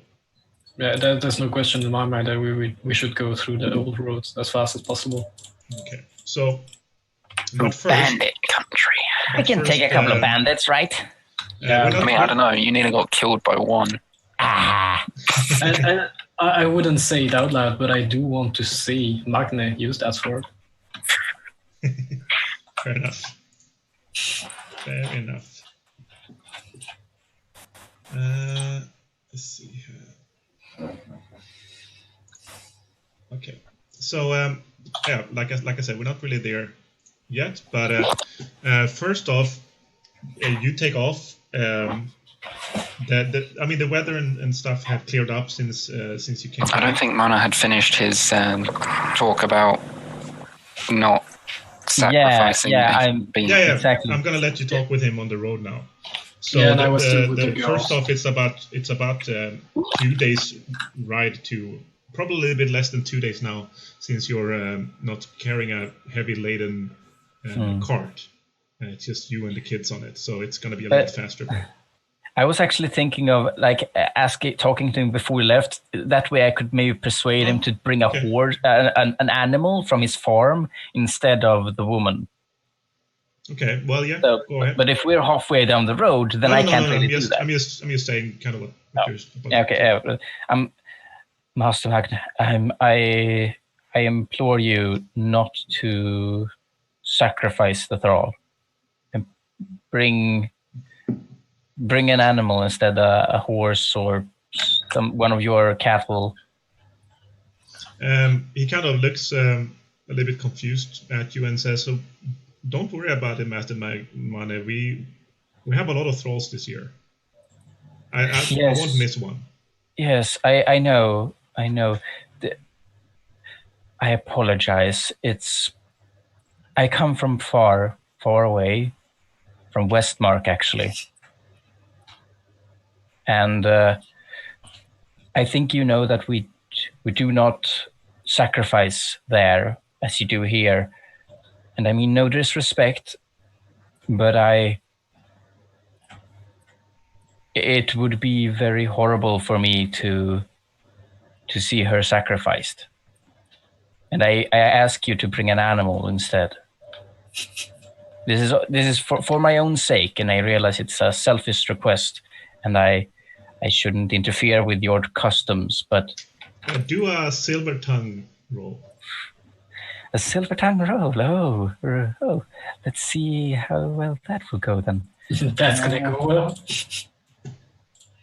Let's see I here. think we're actually pretty good at Silver Tongue, both of us. I'm not so sure. Yeah, it's a knowledge one. It's okay. Yeah. I'm not horrible at knowledge overall, but I think. Roll 1. Yeah, let's see. Oh, it's 1 actually. But how did they? Oh, weird. They aren't really. I guess this is the one. 10.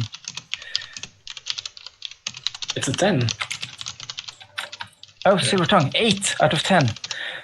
All right. Nice. My boy. Good work. So he kind of looks at you and says, this is the way of our land. Of course, Master Magne, I know you're from another place. What's your land called again? It's Westmark.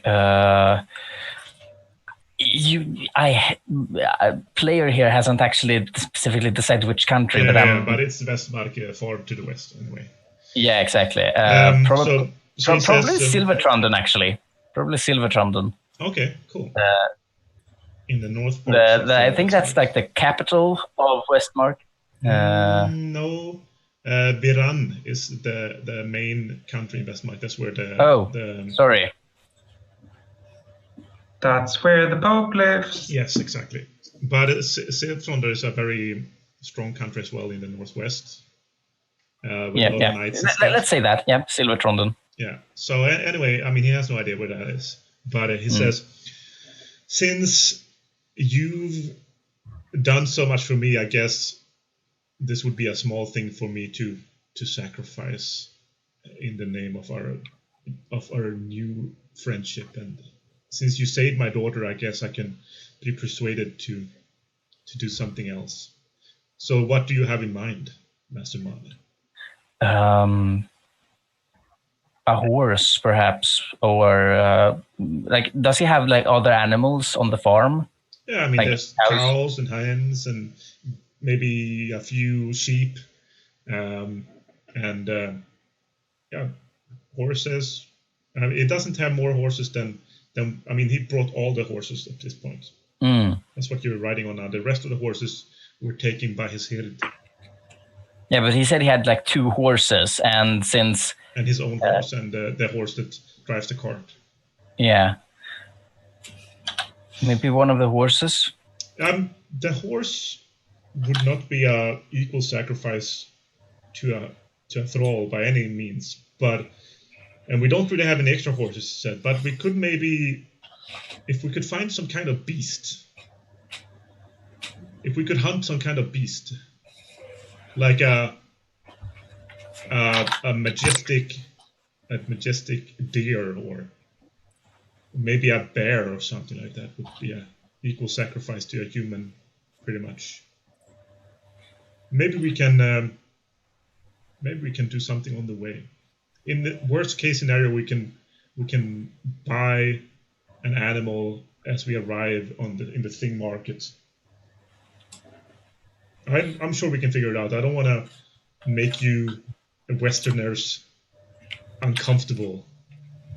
I appreciate it, and I would, if we do not find anything on the road, I would be willing to pay for the animal.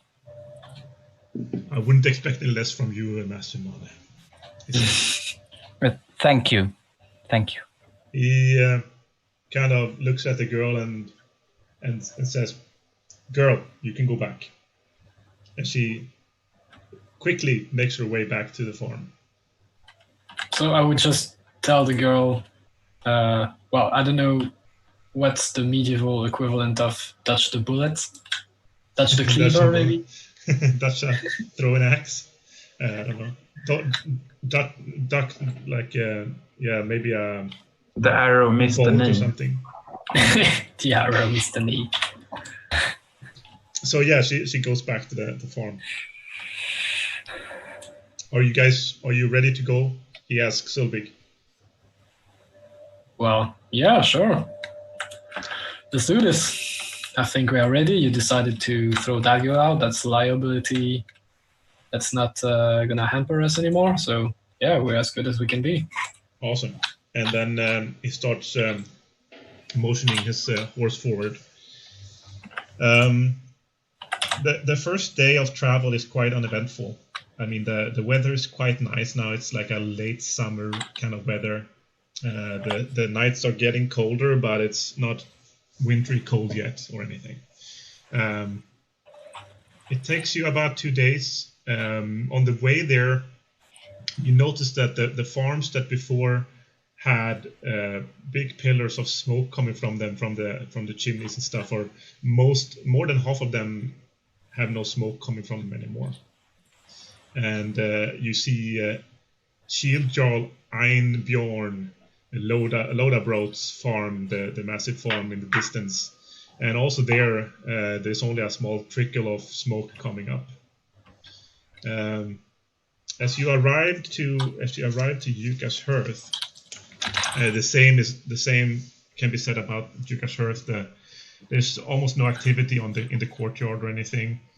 You see some of the thralls moving about that you recognize from your work on the fields, and they greet you and take care of your horses as you enter the courtyard. One of them tells Magne that the master is waiting in the longhouse if you care to stay the night. And he seems to accept the offer and move towards the longhouse. And he tells you guys,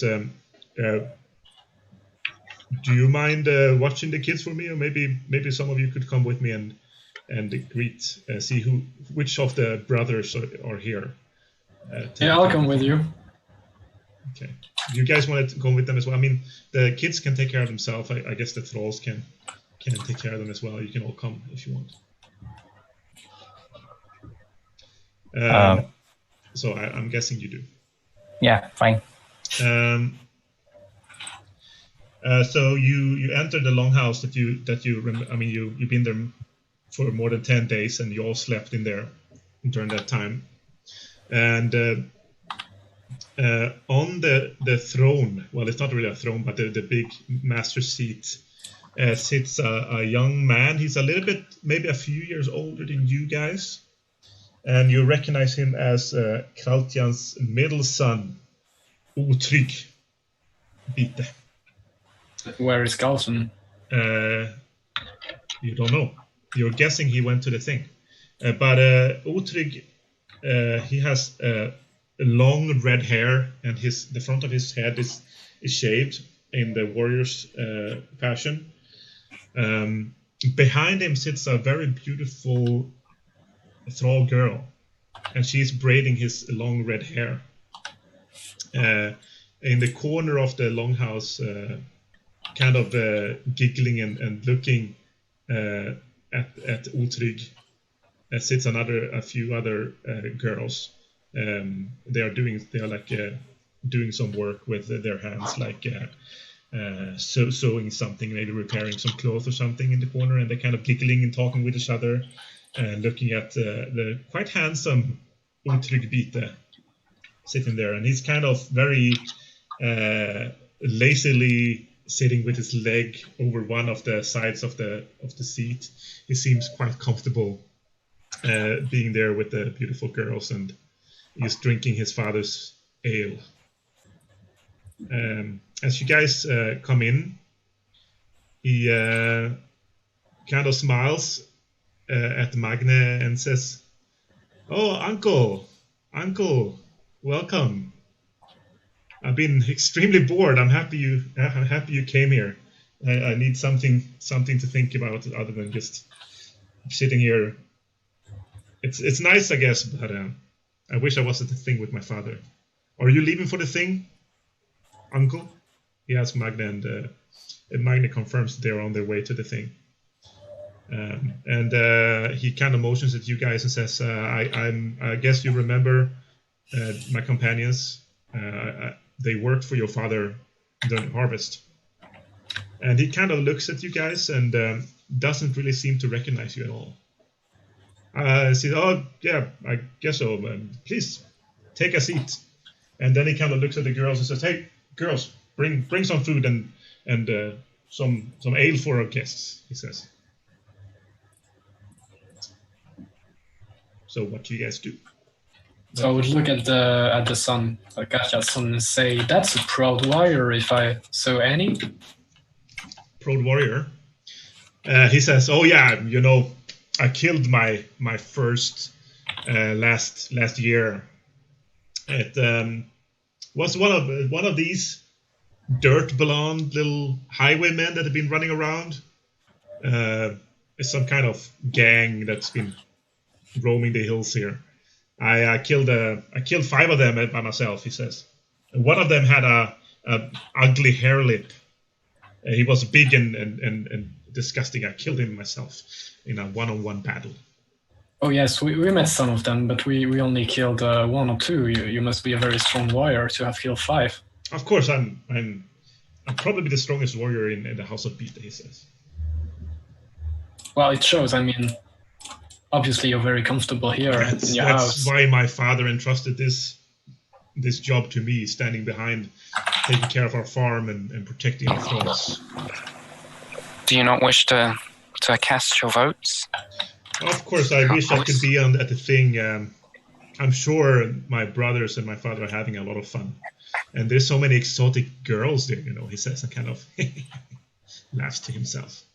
But I guess I have to do with the girls here. It's fine, I guess. I really feel your pain.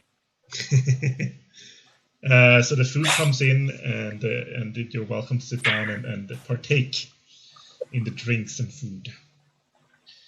And the girls kind of go back to sewing in the corner, kind of looking over their shoulders at the old Trudvang Bite. And the girl that was braiding his hair finish up and kind of just sits next to him, leaning close to him. And as long as she's not sitting in his lap. Yeah, she's kind of just sitting on the like the armrest of the big wooden chair. Kind of scantily clad, thrall girl. Mm-hmm. So he says, so you worked here for the harvest? I can't say I remember you guys. Did any of you have any run-ins with Uhtred before? I don't think so, no. We mostly kept to ourselves. Right. I don't even remember that he was at the feasts. I did tell a lot of stories. Maybe he would have remembered that. And I did fight with the herdmen, so maybe they talked with them, I don't know. So he said, yeah, wait a minute, I remember the stories. Pretty good one. I mean, not as good as my own, but I mean, quite good for an elf, he says. Why, thank you. And you said you were fighting with the herd, so how come you're still alive? That was fuck, how do you say that in English? Arm wrestle fights. Oh, yeah, unarmed, huh? Like At the a feast. brawl or a home gun. Okay. Well, welcome back. So you're hired by my uncle, I guess, to take him to the thing. Will you cast your vote? Certainly. I look at Magne and I say, can we? We're outlanders. I don't think we have a vote, but and I wouldn't even know what to vote on. I'm not familiar with the business. And Uhtred kind of leans forward us and kind of says, "I hear that shield-jarl Wolfgat is gonna try to pronounce himself king again, he says. Oh, What do you think of that? He kind of laughs, a belly laughs to himself and says, that's preposterous. We as bannermen of Lodabrot are of course in support of the mighty shield-jarl Wolfgat, but Ejdland hasn't had a king since memory began. We had never had a king. Did we, uncle? And Magne kind of thinks to himself, I don't think so. I never heard of anybody being king of Ejdland. We always had the Ejd alliance, he said. The 3 shield-jarls working together. It's always worked for us. I don't know why Wolfgat would want to be king anyway. Maybe he's afraid of you and he wants to take control. He's already in control of more than 50% of the land. Oh, then Yeah, he's more than greedy half of too. So, but he does this every year. The other ones will vote him down, and we will have a big feast, and it will be like always. Also, it's some kind of tradition then. Yeah, we'll see. Time change issues. Wait a minute. Do you think we're gonna begin? They thought we were going to begin 15 minutes ago. I guess we passed summertime, and that doesn't exist in the US. Do we have I'm summertime? not sure. Did we pass summertime? I don't think so. No, not yet. No. It's next week or 2 weeks. He's busy. He's an hour early, but pretty angry about it. We're eating up their time. Maybe we should end here. Yeah. We can do that. We wouldn't want to antagonize the rest of them. You are about to lose players. That's so aggressive. Yeah. Americans. I guess there was some maybe their time changed, but I think I checked that last week to be sure that nothing happened, and I don't think it's changed yet. I mean, even it doesn't matter even if they're right. They're being rude about it. Yeah, they've been fairly rude Like at the beginning. in Roll20, it's like, we're not done, dude, and then he's just like, you are now. That's not how that works. What the hell? Okay. It's like just jumping in front of a car driving on the street, thinking they'll stop. Anyway, guys, we didn't really get as far as I thought today, but that's fine. It's all right. At least we got started again, huh? And I'm happy to see all of you again. So I don't know. Should we do the going through the little? I think we do the paper each time we get XP, right? So we don't do each session. Yeah. That's not okay. Otherwise, it will be a lot of points, Right. and we want to drag it out. Right, but try to think about it. Try to look over your paper again. Think about your maybe take some notes because I can't remember everything that you guys did. But take some notes that you can convince me later to give you some points. Okay? Yeah, sure. Kind of how you kind of followed your own rules there and stuff. But awesome, guys. Let's meet again next week. Okay. So thank you everybody for watching. The 1 or 2 people that did. Sorry for the delays and stuff and technical difficulties, but that's just life with Streamlabs OBS. Like always, if you want to check out the map that we're looking at right now, the link is down below.